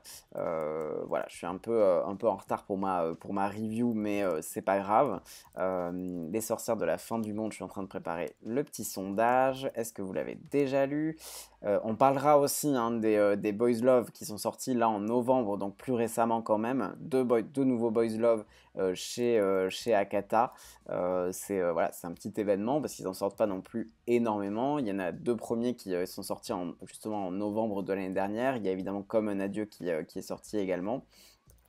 Et là, donc, ils ont sorti deux nouveaux Boys Love dont on va évidemment parler tout à l'heure. Mais donc, pour l'instant, je vous l'ai dit, on va parler, et hop, je lance le sondage. Pour le moment, on va donc parler de Les Sorcières de la Fin du Monde. Évidemment, je n'ai pas mis le manga dans l'ordre, donc c'était le dernier. Hop, le voici, je l'ai retrouvé. Les Sorcières de la Fin du Monde, donc ici c'est le tome 1. Je crois qu'il y a le tome 2, soit qui est sorti, soit qui va vraiment sortir dans pas longtemps. Les Sorcières de la Fin du Monde, ça va être donc l'histoire, comme son nom l'indique, de deux sorcières. Et donc on va être un peu dans cet univers un peu Harry Potterien. C'est-à-dire qu'on va suivre des sorcières mais qui sont en apprentissage. Donc du coup on va être dans une école de sorcières. Donc dans un monde où il y a eu une espèce de guerre en fait entre les humains et les sorcières. Donc c'est-à-dire qu'il y a eu une véritable chasse aux sorcières. Et donc aujourd'hui les sorcières elles vivent un peu en marge, on va dire, de la société. Et donc, parmi les deux personnages que vous voyez ici, donc il y a une des deux qui en fait jusque-là était persuadée d'être humaine et finalement non, c'est une sorcière et donc du coup elle va dans cette école de sorcières pour tout apprendre. Et voilà, du coup c'est pas évident pour elle parce que toute son enfance et jusque-là elle était persuadée d'être une humaine. Enfin, elle connaissait en fait même pas l'existence des sorcières. Enfin, elle en avait entendu parler justement par rapport à cette histoire de guerre, etc. Mais là, elle va vraiment se retrouver dans cette académie un peu perdue, quoi, finalement. Et donc, il y a beaucoup de choses élémentaires qu'elle ne connaît pas. Donc, du coup, les autres filles se moquent un petit peu d'elle, etc. Il y a malgré tout une des sorcières donc qui va se rapprocher de l'autre, donc Alice, qui est la blonde ici, qui va être désignée comme sa tutrice parce que c'est une des meilleures élèves, donc du coup justement pour favoriser l'intégration de Marie, voilà, elle s'appelle Marie. Eh bien, Marie va se voir attribuer une tutrice donc qui est Alice, une des meilleures élèves de l'académie. Et bien finalement, au fur et à mesure, elles vont vraiment se rapprocher et même bien se rapprocher. Donc c'est-à-dire que très clairement, on est ici sur une romance entre deux filles, donc en l'occurrence les deux sorcières. Le souci étant que dans cet univers-là, les sorcières, quand elles tombent amoureuses, il leur arrive quelque chose de terrible. Je vous dévoile pas ce que c'est parce que je pense que c'est un des éléments scénaristiques qu'il est intéressant de découvrir quand vous lisez ce tome 1 des sorcières de la fin du monde. Mais voilà, globalement, les sorcières, il faut pas qu'elles tombent amoureuses, sinon il leur arrive vraiment quelque chose de terrible pour une sorcière. Et donc, bah, quand elle va se rendre compte qu'elle développe des sentiments pour sa camarade, bah forcément, il va se passer plein de trucs dans sa tête. Et c'est l'intrigue du coup principale, évidemment, c'est ce dilemme auquel elle va devoir faire face entre l'amour qu'elle a pour sa camarade et la conséquence terrible du fait de tomber amoureuse en tant que sorcière. Que vous dire sur ce titre-là? Bah, moi j'ai vraiment beaucoup aimé. L'univers est vraiment très chouette. Les dessins sont très très beaux. Vous le voyez avec cette magnifique couverture. Bah, je vous rassure, c'est tout aussi beau à l'intérieur. Moi j'aime beaucoup tout ce qui a trait à la magie. Je vous disais qu'on retrouve beaucoup cet univers Harry Potterien parce qu'on est dans cette académie. Alors en l'occurrence, il n'y a que des sorcières, donc c'est vraiment une académie uniquement de filles, donc du coup on va retrouver aussi tout plein de thématiques liées à l'adolescence, hein, tout simplement. Le découpage est assez classique, hein, rien de bien audacieux par rapport à ça. Le dessin aussi, je disais que c'était très très beau, ça reste relativement classique, même si c'est très très beau. Et on a un récit voilà, qui est bien développé, l'univers est pas très complexe à comprendre, contrairement à Destination Terra, où je vous disais que c'était un univers vraiment très riche, hyper construit, avec plein de notions. Là, avec les sorcières de la fin du monde, on va être sur quelque chose d'un petit peu plus simple et j'allais dire d'un petit peu plus léger, pas forcément, parce que, comme je vous l'ai dit, il y a quand même une conséquence très grave au fait de tomber amoureuse, et donc il va y avoir un vrai dilemme pour Alice par rapport à ça. Mais du coup, voilà, on va suivre tout ça. Bah, il va y avoir des éléments dramatiques qui vont entrer en jeu. Donc, du coup, c'est un récit qu'on prend vraiment plaisir à lire. Il y a un peu de l'atelier des sorciers aussi. Voilà, je parlais de Harry Potter, mais il y a aussi un petit peu de l'atelier des sorciers, où justement, aussi dans l'atelier des sorciers, ce sont des jeunes qui apprennent à maîtriser leur pouvoir, etc. Donc on retrouve un petit peu aussi de cet univers dans les sorcières de la fin du monde, ce qui est un gros compliment dans ma bouche parce que j'adore l'atelier des sorciers, qui n'est pas du tout un boys love non plus, hein. Et voilà, globalement, je peux que vous recommander les sorcières de la fin du monde parce qu'il y a tous les ingrédients pour aimer ça. Il y a une romance entre filles, ce qui est quand même pas hyper courant. Pour autant, c'est pas un yuri, hein, au sens éditorial du terme. C'est vraiment un shoujo, ça va pas être un yuri, même si ça met en scène une relation entre deux du coup lycéennes entre guillemets, même si c'est pas un lycée puisque c'est une école de sorcières. Donc c'est pas un yuri à proprement dire, mais sur le principe, c'est une romance entre filles. Très explicitement, on sait que Alice est amoureuse de Marie, hein, donc c'est pas suggéré, c'est vraiment explicite. Et on va être dans cet univers scolaire, donc l'adolescence aussi qui va être abordée. Moi j'ai adoré, j'ai hâte de lire la suite. Je crois que c'est une série finie en 3 tomes, donc voilà, c'est pas non plus un engagement énorme. Je vous dis ça, je l'ai lu il y a quelques temps, donc si ça se trouve je vous dis des bêtises, hein, mais il me semble que c'est une série relativement courte en 3 tomes.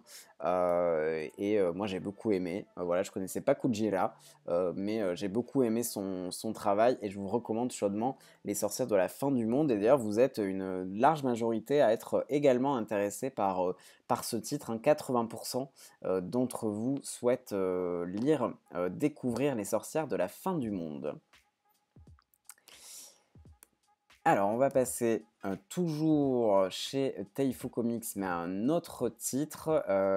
Donc là, pareil, qui n'est pas Boys Love. On viendra à un Boys Love juste après ce titre-là. Pareil, qui est sorti il y a quelques semaines. Ah ben, Oalo qui dit que justement elle désire lire Les Sorcières de la Fin du Monde parce que c'est Kujira. Moi je connais pas trop, j'avoue, voilà, ces autres titres, je les ai pas du tout lus.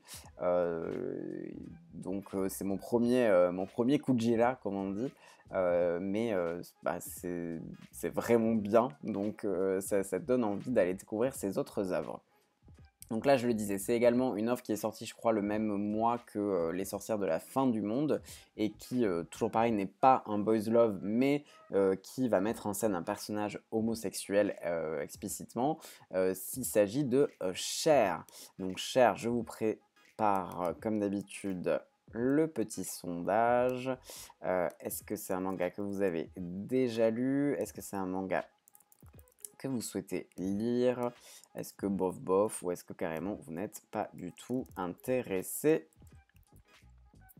C'est parti pour le sondage. Voilà, n'hésitez pas à voter, même si voilà, c'est pas forcément représentatif de toutes les lectrices et de tous les lecteurs. C'est toujours intéressant d'avoir votre avis en direct sur le live et sur le chat. Donc Cher, où est-ce que je l'ai mis? Je l'ai mis ici. Donc Cher, vous voyez ça, alors, peut-être pas en fait, vous le voyez peut-être pas, mais c'est un petit format par rapport à, par exemple, Nomi et Shiba qu'on a vu, qu'on va voir pardon, juste après. Vous voyez que c'est un beaucoup plus petit format, hein, Cher. Voilà, c'est plus petit. Donc Cher, je vous ai dit que ça mettait en scène un personnage explicitement gay.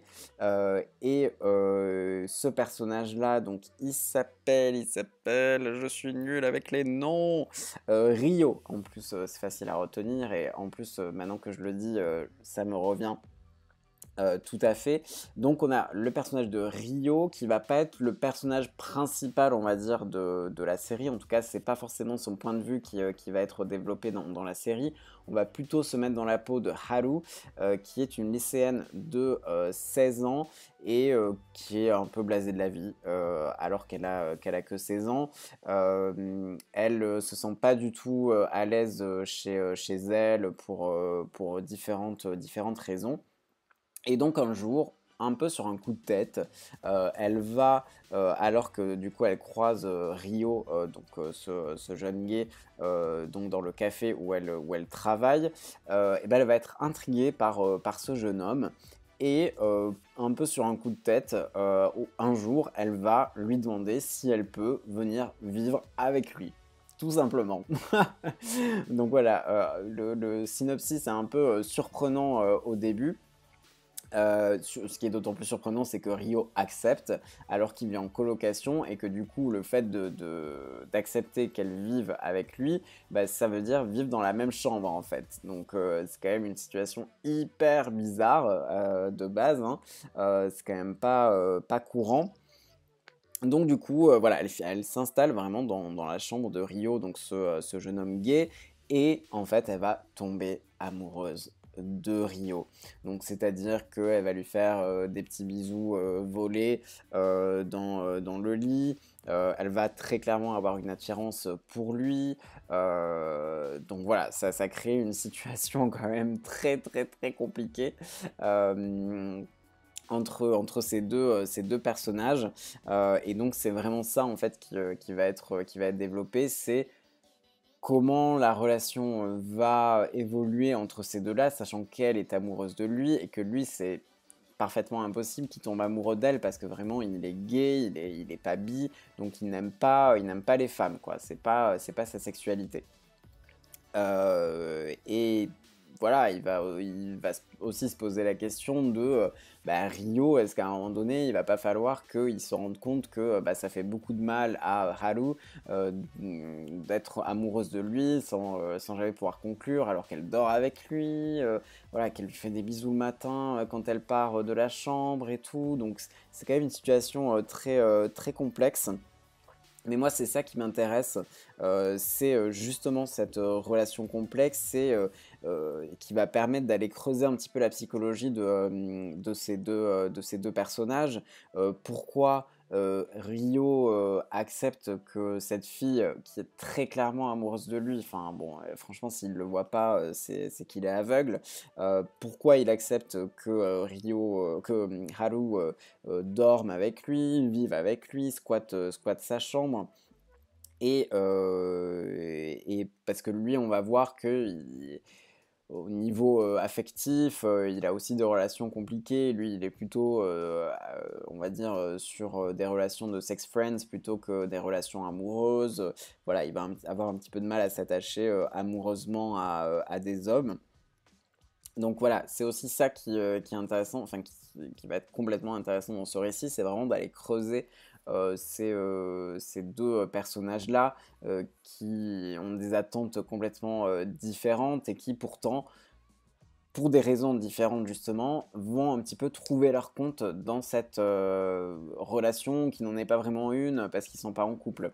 Donc c'est vraiment intéressant, c'est étonnant. Enfin, je veux dire, c'est un récit tellement original. En même temps, ça sort chez Akata. Voilà, on sait que Akata nous propose des récits qui sortent très souvent du commun et de ce qu'on a l'habitude de lire. Les personnages sont très attachants, donc non seulement les deux personnages principaux donc, qui sont sur la couverture, Ryo et Haru, mais aussi les autres personnages de la colocation. Voilà, moi je les ai trouvés très intéressants. Il y a deux autres personnes qui vivent dans cette coloc. Il y en a un qui est hyper timide et l'autre au contraire c'est une fille qui est voilà, plutôt exubérante, etc. Et donc ces deux personnages-là aussi on va un petit peu suivre, enfin de loin quand même, hein, ça reste des personnages secondaires, mais ils ont leur importance aussi dans le récit, et donc j'ai bien aimé cette idée de galerie de personnages, mais voilà, c'est quand même très très centré sur les deux personnages principaux, Ryo et Haru. Donc voilà, j'ai trouvé que c'était un angle original d'aborder un personnage gay de cette manière-là qui attire une fille et lui il peut pas rendre les sentiments. Voilà, j'ai trouvé ça plutôt original. Je vois que ça vous partage.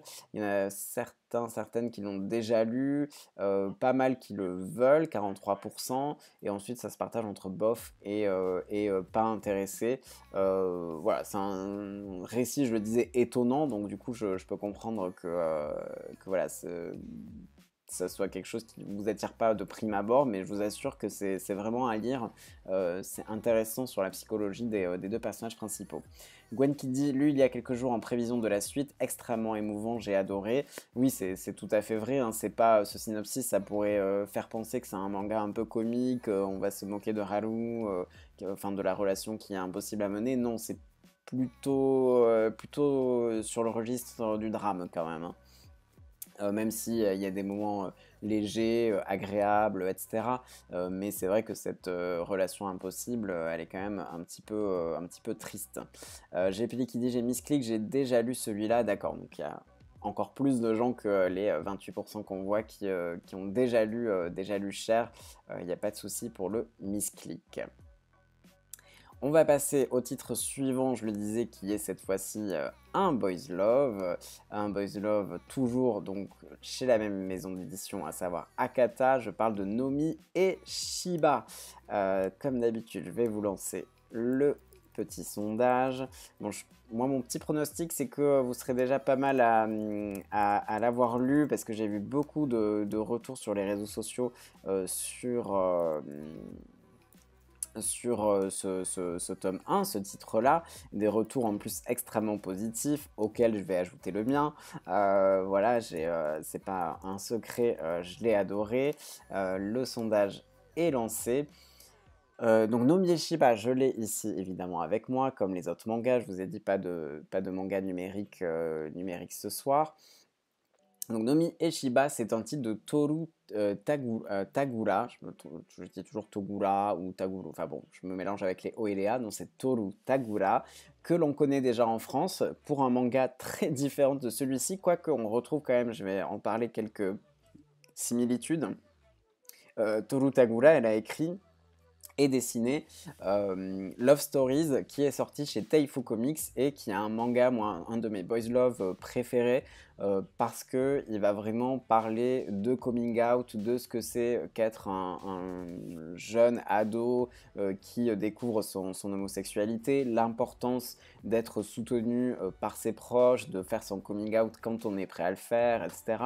Donc c'est vraiment des thématiques de société finalement qui sont abordées dans Love Stories, et on est plutôt sur le registre de la tranche de vie, vraiment vie réelle, entre guillemets, un petit peu réaliste. Sur Nomi et Shiba, on va plutôt être sur le registre comique. Et très clairement, la mangaka le dit dans la postface, hein, quand un autre éditeur, je crois, ou un autre label, ou enfin, un magazine de prépublication s'est approché d'elle, elle s'est dit que c'était l'occasion de faire un manga sur un registre différent de ce qu'elle avait pu faire avant. Et donc on est sur un manga essentiellement comique. Comique, pourquoi? Le comique de situation, il va être créé par ces deux bêtas, donc Nomi et Shiba, qui sont deux ados de lycéens qui vivent en internat dans la même chambre, et qui sont en fait fous amoureux l'un de l'autre, sauf que aucun n'ose le dire à l'autre. Du coup, la relation n'avance pas. Tous leurs potes ont compris qu'ils étaient amoureux, chacun de leur côté. Donc tout le monde a compris qu'ils étaient amoureux, sauf eux. Et donc du coup, voilà, il y a plein de quiproquos à chaque fois. Enfin, vraiment le ressort comique, il joue beaucoup sur cette situation-là, et on a toujours envie de leur dire, mais allez-y, embrassez-vous, vous vous aimez tous les deux, putain, pourquoi vous passez pas à l'étape supérieure? Donc voilà, c'est vraiment le ressort comique qui va être développé dans Nomi et Shiba, dans ce tome 1. Donc du coup, les choses avancent lentement, hein, ne vous attendez pas, c'est pour ça que c'est pas un one-shot, les choses avancent lentement entre Nomi et Shiba, parce que ce sont deux bêtas et qu'ils comprennent pas qu'ils sont amoureux l'un de l'autre. Donc ça, c'est pour la partie un petit peu comique, voilà, qui m'a beaucoup plu, qui m'a vraiment fait sourire, et que j'ai beaucoup aimé. Et au-delà de ça, comme je le disais, on va malgré tout retrouver quand même des particularités de la mangaka Toru Tagura, qui, comme je le disais avec Love Stories, est beaucoup basée sur qu'est-ce que c'est être un jeune gay, le coming out, etc. Puisqu'on va avoir toute une galerie de personnages. Je crois qu'elle les présente en dessous de la couverture. Donc là, bon, c'est Nomi et Shiba, mais on va avoir derrière d'autres personnages qui sont présentés. Et du coup, justement, toute cette galerie de personnages, donc qui sont tous lycéens dans cet internat, etc., et qui ont vraiment une forte présence dans le manga, hein. On voit vraiment pas que Nomi et Shiba, on voit beaucoup les personnages secondaires. Et ça, c'est vraiment ce que j'ai apprécié. J'aime beaucoup les mangas où on va avoir toute une galerie de personnages. Alors d'une manière très différente, mais par exemple comme dans Yarichin Beach Club, où on a aussi plein de persos secondaires et qui vivent vraiment, enfin qu'on va vraiment suivre dans leur quotidien de lycéens. Et donc là, c'est aussi ce qu'on retrouve dans Nomi et Shiba. Et tous les personnages sont super attachants. Donc ça, c'est vraiment quelque chose que j'ai beaucoup apprécié dans Nomi et Shiba, en plus de cet aspect comique. Et donc par rapport à cette diversité de cette galerie de personnages, on a par exemple notamment un lycéen ouvertement gay, qui le vit très bien, voilà, qui se cache pas du tout. Tout le monde sait qu'il est gay, ça se passe bien pour lui, ce qui est bien aussi de montrer, parce qu'évidemment il ne faut pas nier les discriminations ou les harcèlements, les moqueries que peuvent subir les personnes LGBT, mais je pense que c'est aussi important d'avoir des représentations positives de l'homosexualité, et de montrer qu'on peut s'assumer en tant que lycéen gay, en ayant plein de potes et en ayant une scolarité, une adolescence relativement classique, entre guillemets.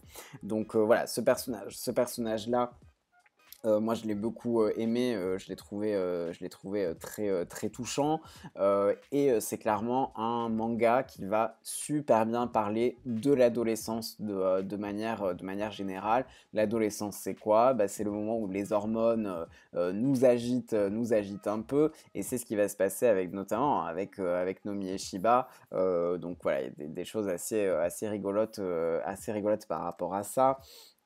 En plus, on est dans un lycée de garçons, on est dans un internat, donc voilà, vous pouvez imaginer tout ce qui peut être développé comme thématique autour de ça. Donc voilà, j'ai vraiment adoré Nomi et Shiba.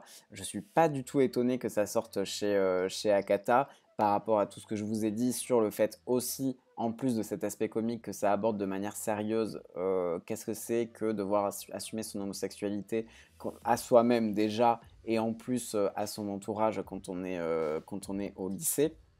Ça, c'est vraiment une thématique qui est très très bien abordée avec autant de justesse que dans Love Stories, notre œuvre dispo chez Taifu Comics. Et les personnages sont hyper attachants. Donc du coup, j'ai déjà envie de connaître la suite. Je suis à fond dans leurs aventures. Voilà, j'avais quasiment l'impression de les connaître. Voilà, c'est vraiment très très bien fait de ce côté-là, parce que je suis pas du tout étonné de la part de cette mangaka que j'ai adoré avec Love Stories, et qui ici arrive grâce à la comédie à quand même traiter ces thématiques habituelles, ce qui est très bien fait. Donc justement, par rapport à ces thématiques-là, justement, Nomi et Shiba bah, affichent ce côté un peu exagérément, bah non, je suis pas gay, je sais plus si c'est Nomi ou Shiba, mais un des deux se dit que bah, si il est amoureux de l'autre, bah, ça veut dire que potentiellement il est gay, et ça, il a très très peur de ce que sa famille va dire par rapport à ça. Donc voilà, il y a vraiment ces questions-là qui sont présentes et que j'ai beaucoup appréciées, et au-delà de ça, c'est vraiment, vraiment amusant, voilà, vraiment drôle, donc je vous recommande très très chaudement Nomi et Shiba. Dans ce premier tome, c'est soft, hein, il n'y a pas, y a rien de, y a pas de sexe explicite, pas du tout, en tout cas dans ce premier tome. Apparemment, Akata justement disait qu'il y avait ce côté un petit peu tout public. Toujours dans le tome 2, donc avec pas des scènes explicites, des scènes de sexe explicites. Donc voilà, on va voir ce que ça va donner. Mais ce qu'il faut retenir, c'est que c'est un manga drôle et qui aborde des thématiques sérieuses avec une grande justesse. Et voilà, c'est ce que je disais, je me doutais que pas mal d'entre vous l'auraient déjà lu parce que c'est vraiment un des mangas Boys Love qui fait le plus parler de lui en ce moment. Et c'est effectivement le cas, 50% l'ont déjà lu et les autres 50% le veulent, l'ont juste pas encore acheté. Et bien c'est YaoiCast approved. Euh, donc vous pouvez foncer sur Nomi et Shiba. De toute façon, globalement, si je vous parle, si j'ai, enfin, ma sélection de titres ce soir pour ce stream review, je l'ai fait avec des titres que j'ai aimés, parce que bah, en 2 heures, on peut pas parler de 36 titres, donc autant parler de titres que j'ai aimés. Le suivant, c'est pareil, c'est un gros coup de cœur, donc c'est pas un Boys Love, on parlera de l'autre Boys Love juste après en conclusion de ce stream. Mais pour l'instant, on est sur une romance entre deux femmes, donc une romance lesbienne, donc qui est sortie d'abord en numérique. Donc moi, c'est comme ça que je l'ai d'abord découvert. Donc j'ai lu justement pile poil le nombre de chapitres qu'il y a dans ce tome 1. Donc je ne suis pas plus avancé. Je suis encore une fois sur l'énorme cliffhanger qui m'avait torturé dans le dernier chapitre que j'avais lu, donc le chapitre 5. Donc j'ai hâte de connaître la suite qui va arriver assez rapidement, puisque justement Akata pardon, attendu qu'il y ait suffisamment d'avance au niveau des tomes pour pouvoir sortir la série en papier, histoire qu'il n'y ait pas trop d'attente entre les différents tomes. Donc il s'agit de Si nous étions adultes. Vous l'aviez pas du tout deviné parce qu'il y a la cover depuis tout à l'heure ici. Alors, première chose, Si nous étions adultes, c'est par la même mangaka de Comme un adieu, qui est un boys love sorti chez Akata, un boys love en 3 tomes. Excellent, voilà, j'en ai déjà parlé, donc je ne vais pas revenir dessus ce soir. Et donc c'est la même autrice qui a écrit donc cette nouvelle série qui s'appelle Si nous étions adultes. Je vous l'ai dit, c'est une romance lesbienne, mais là aussi euh, abordée de manière, on va dire, atypique, puisque donc en fait il y a donc elle, donc c'est une femme lesbienne, voilà, qui sort avec des femmes, qui a des ex-femmes, etc. Et il y a elle qui, jusque-là, était dans un schéma très hétéronormé, c'est-à-dire qu'elle a un mari et qu'elle est toujours sortie, qu'elle a toujours couché avec des hommes, donc a priori hétérosexuels. Et donc un soir, eh bien, elle va discuter, elle va se retrouver dans un resto toute seule et elle va discuter avec cette femme-là. Et en fait, d'elle-même, elle va prendre l'initiative d'aller embrasser cette femme. C'est comme ça que la relation commence à naître entre les deux femmes. Et la particularité, là c'est pas un spoil parce que ça arrive assez vite, c'est que donc elle qui, je vous l'ai dit, est mariée, bah, en fait elle va tout de suite vouloir être 100% honnête, franche avec son mari, et donc elle va lui dire bah voilà, j'ai rencontré une femme et j'ai des sentiments pour cette femme. Donc du coup, elle va être honnête avec lui. Lui, un peu abasourdi, mais ne voulant pas non plus perdre sa femme, bah, il accuse un petit peu réception de la nouvelle et voilà, il va pas vouloir la quitter, il va pas vouloir divorcer. Il va réagir a priori de manière plutôt cool. Donc par exemple, elle les invite à un barbecue qui est organisé par une de ses ex qui est maintenant en couple avec un homme, marié, avec un enfant. Donc elle va l'inviter, elle et son mari, à ce barbecue. Donc situation super chelou où le mari du coup rencontre la femme dont sa femme est amoureuse. Voilà, ça crée plein de situations hyper cheloues, un petit peu comme dans Cher. Vous voyez, c'est des relations humaines vraiment, vraiment étranges, étonnantes, en tout cas inhabituelles plutôt. Qui sont hyper intéressantes à suivre. Et donc c'est ça qui fait vraiment l'originalité, c'est qu'on n'est pas sur une romance lesbienne classique, on n'est pas non plus sur un adultère classique où l'idée ça va être d'avoir son amant ou son amante et de cacher à tout prix la relation à son mari ou à sa femme.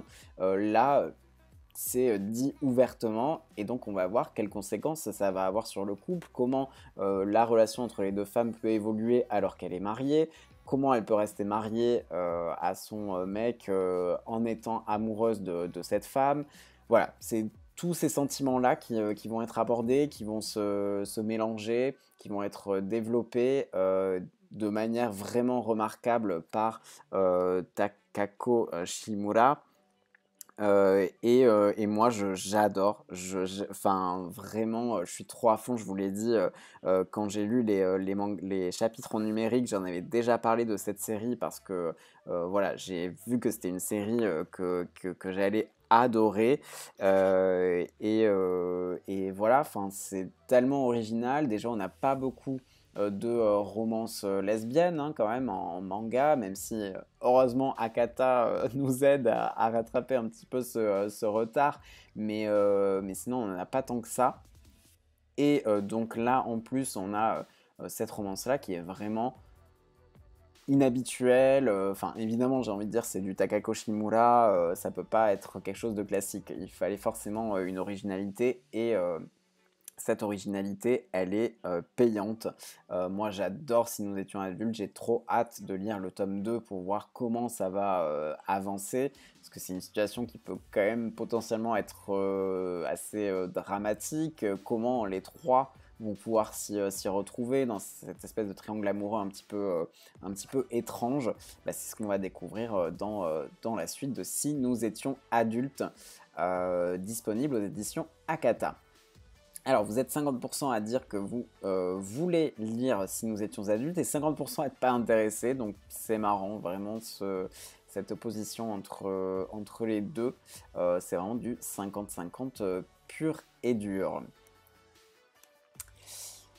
On va passer, je vous l'ai dit, au dernier titre de ce soir, qui est cette fois-ci un Boys Love, et qui est donc sorti en même temps que Nomi Eshiba, donc c'est-à-dire en novembre, qui fait partie du trio magique des titres sortis en novembre. J'ai fait un petit post Instagram pour parler des 3 titres, parce que bah, pour moi c'est vraiment un trio gagnant des sorties de novembre de Akata.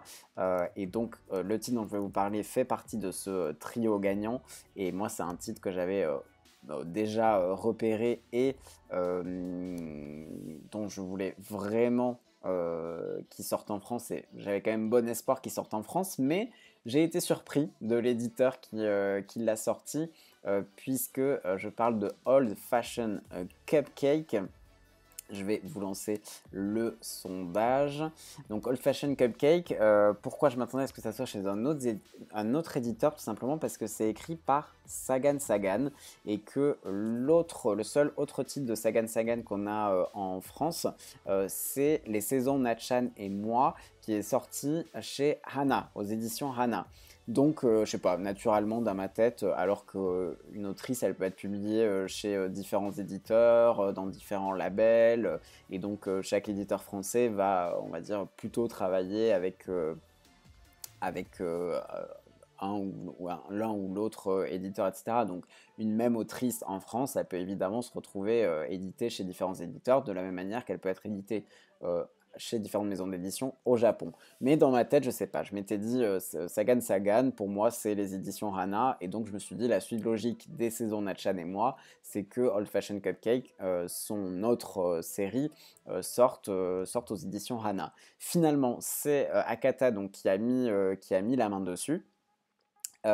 Et qui en a fait déjà une très belle édition. Vous voyez que la couverture est vraiment, vraiment magnifique. Bon, ça tient beaucoup au dessin merveilleux de Sagan Sagan, mais quand même, voilà, la réappropriation du titre, etc., sont vraiment très, très qualitatifs. Et ben moi j'ai adoré, c'est juste un énorme coup de cœur. Old Fashion Cupcake, j'avais déjà adoré Les Saisons Natchan et moi. Si vous l'avez pas lu, Les Saisons Natchan et moi, j'insiste, intéressez-vous à ce manga. Les Saisons Natchan et moi, c'est vraiment étonnant, mais c'est avant tout super mignon, avec ces mangas, voilà, c'est ce format Yankoma comme on appelle, c'est-à-dire des mangas plutôt en 4 cases. Donc c'est assez déroutant au début. Moi-même, hein, j'étais au début, j'étais pas serein. Je me suis dit, oulala, lire tout un manga de cette manière-là, est-ce que ça va être facile? Et puis finalement, ça se fait très naturellement.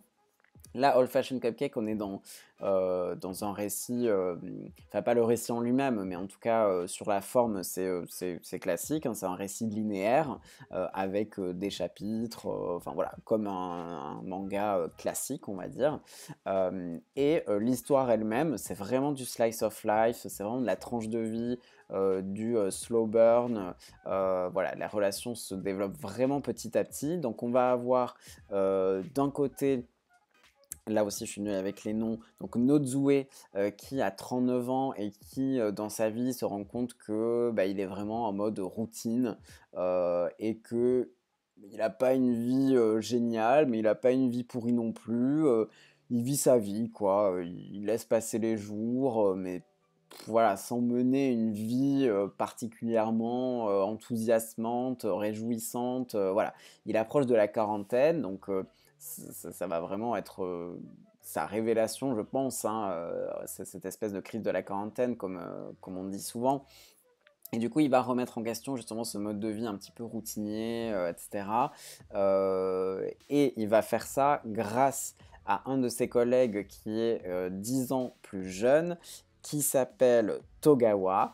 Donc c'est un de ses subordonnés, donc c'est plus qu'un collègue, hein, c'est un subordonné carrément, et qui va lancer l'opération anti-âge, comme il dit, anti-âge.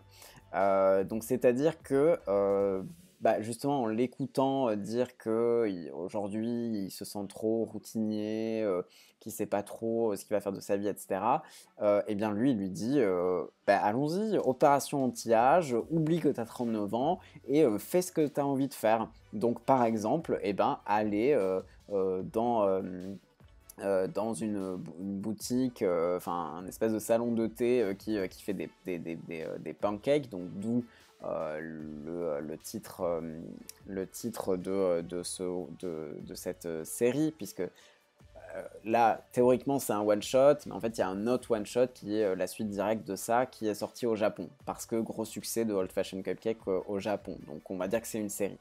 Voilà, c'est vraiment ça qui va être abordé dans la série, cette opération anti-âge, où en fait, Togawa, j'ai déjà oublié son nom, Togawa va faire plein d'activités étonnante qu'on ne s'attend pas à ce qu'un homme de 39 ans fasse ce type d'activité.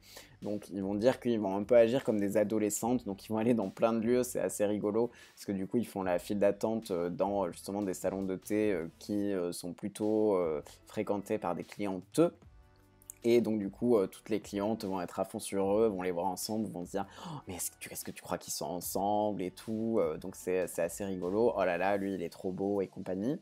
Donc c'est assez marrant. Et donc c'est bien parce que bah, je trouve aussi qu'au-delà de la relation entre les deux, on va aussi être sur un récit qui va aussi parler de ce qu'on attend des hommes, de ce qu'on attend des femmes et avec ces rôles hyper normés où bah, justement voilà, on ne s'attend pas à ce que des hommes bah, ils aillent parler de leur vie amoureuse autour d'un café, d'un pancake ou d'un cupcake. Voilà, parce qu'en plus les choses sucrées au Japon sont vues comme destinées aux femmes. C'est un homme qui aime les choses sucrées, oulala, non c'est trop bizarre. Donc ça aborde aussi cette thématique-là, donc c'est ça que j'ai trouvé très intéressant. Ensuite, il faut le dire, les dessins sont incroyables. Enfin, on a un niveau de détail au niveau des décors, des accessoires, des vêtements, des postures aussi, des protagonistes qui est vraiment mais bluffant. Je sais pas combien de temps elle a mis à dessiner ça, Sagan Sagan, mais oh là là, ça a dû lui prendre un temps fou parce qu'on est sur un niveau de détail mais absolument dingue. On a beaucoup de cases. Ça, c'est aussi la chose étonnante. Le découpage de Sagan Sagan dans Old Fashioned Cupcake, il rappelle presque plus un découpage BD qu'un découpage manga.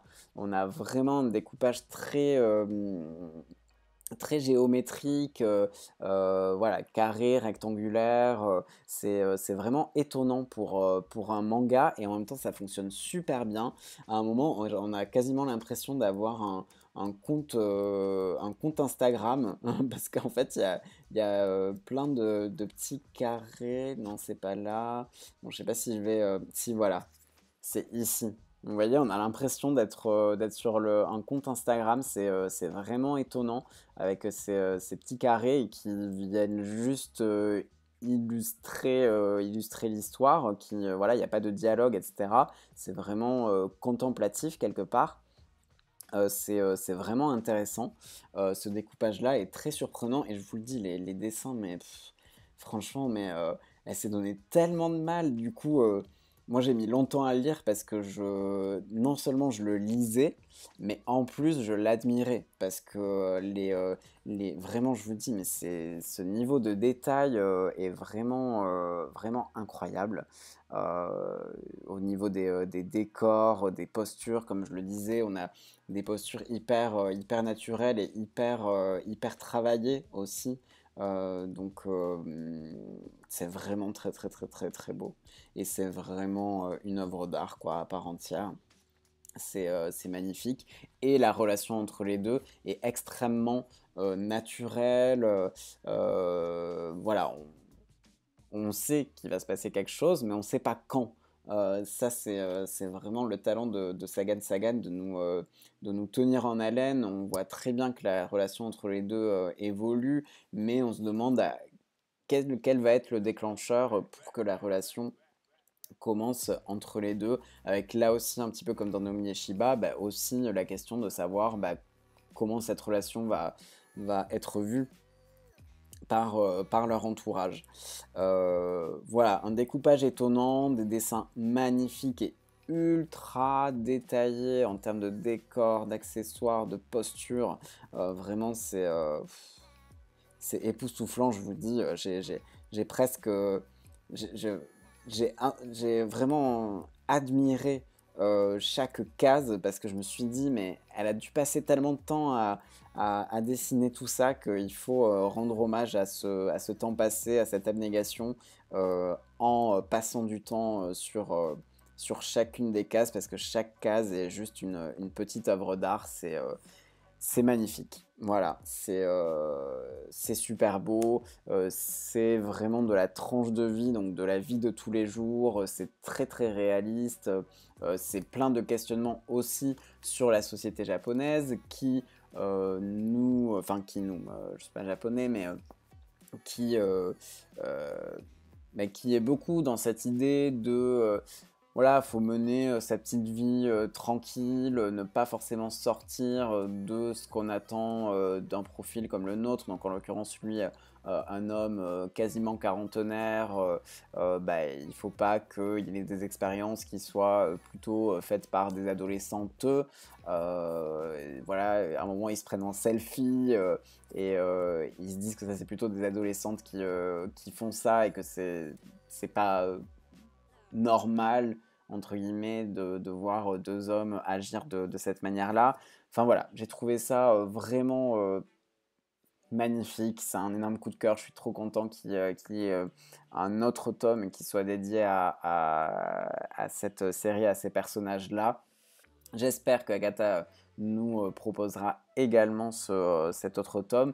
En attendant, on va considérer ça du coup comme un one-shot. Pour l'instant, en France, on va se dire que c'est un one-shot, c'est pas numéroté. Et comment dire, c'est autoconclusif, hein. Il y a une vraie fin.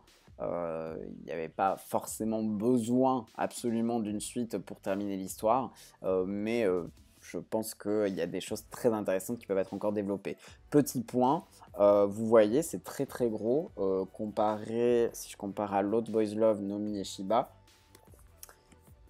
hop, vous voyez que, voilà, comment ça s'appelle? Old Fashioned Cupcake, c'est vraiment très long. Je crois qu'il fait 250 pages, puisque un des bonus, c'est ça, le bonus numéro 2 est à la page 235, donc ça doit faire au total environ 250 pages.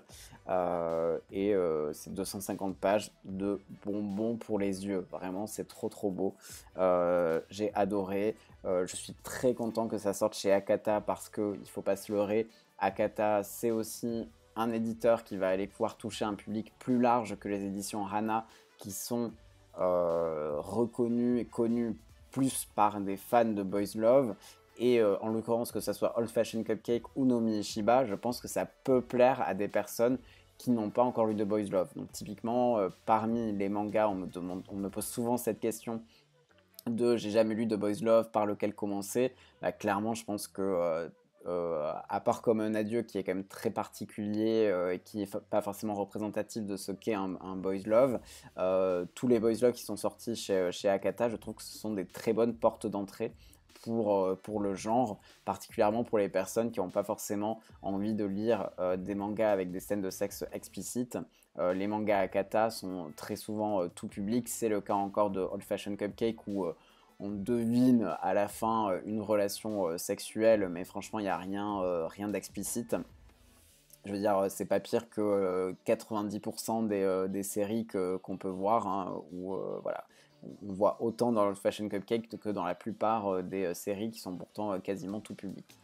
Donc voilà, Old Fashioned Cupcake, gros coup de cœur. Je suis ravi de voir que la plupart d'entre vous l'ont déjà lu. C'est le cas de Fulltocam qui dit j'ai énormément aimé.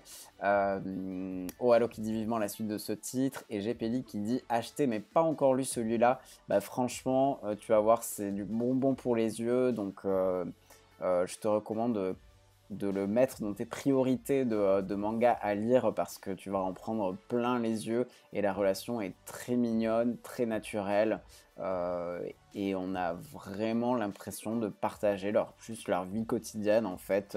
Il va pas y avoir de gros effets dramatiques, de gros rebondissements. C'est vraiment très naturel, on suit leur vie et leur évolution. Merci beaucoup, je le disais, pour votre présence. On se retrouve donc très vite sur les réseaux sociaux, sur d'autres chaînes et sur la mienne. Merci beaucoup, bonne soirée et à très bientôt. En attendant, n'oubliez pas que le yaoi soit avec vous. Bye bye!